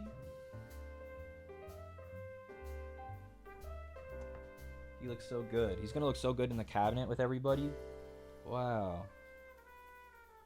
Oh, next to like, oh, hold on. I gotta navigate all the cords.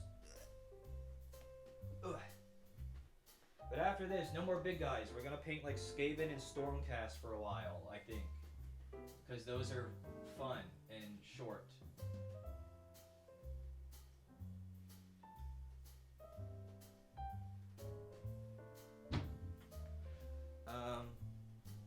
We have some World Eaters.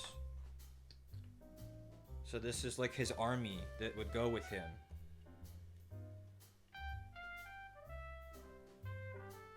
Remember Lord Invocatus? Remember?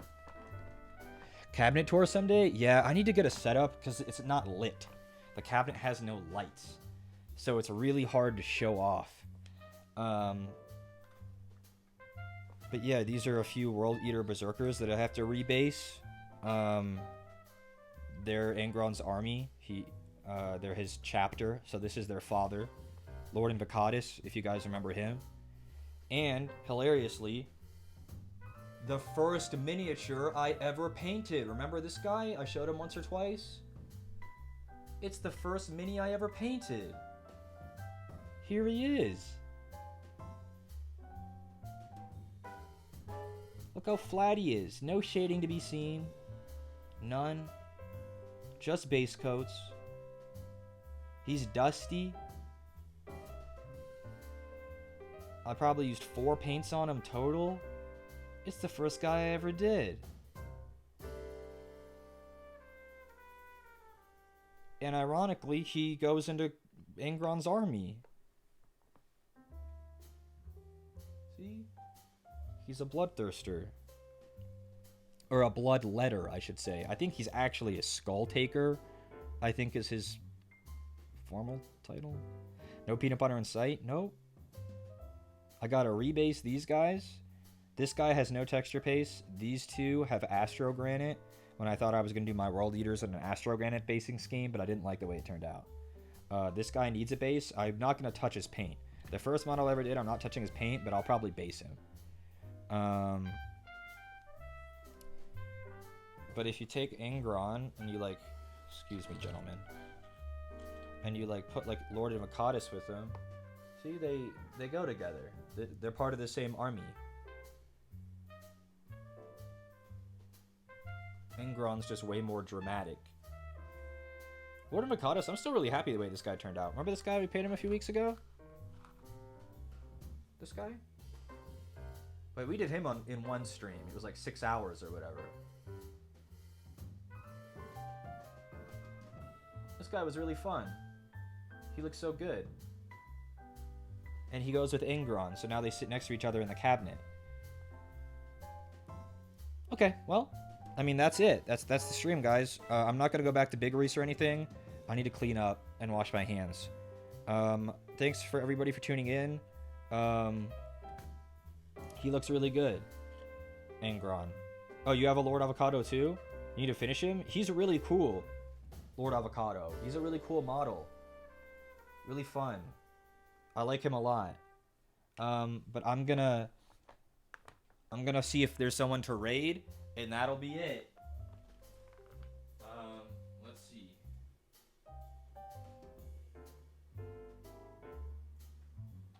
Okay, everybody. Big ham, that's a good idea.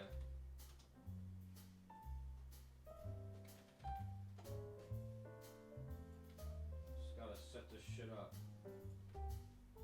Everyone go see Big Ham. Thanks again for coming. It was really fun. I'm really happy with the way he turned out. We're gonna go to this screen now. Goodbye, everybody. Goodbye. Go say hi to Big Ham.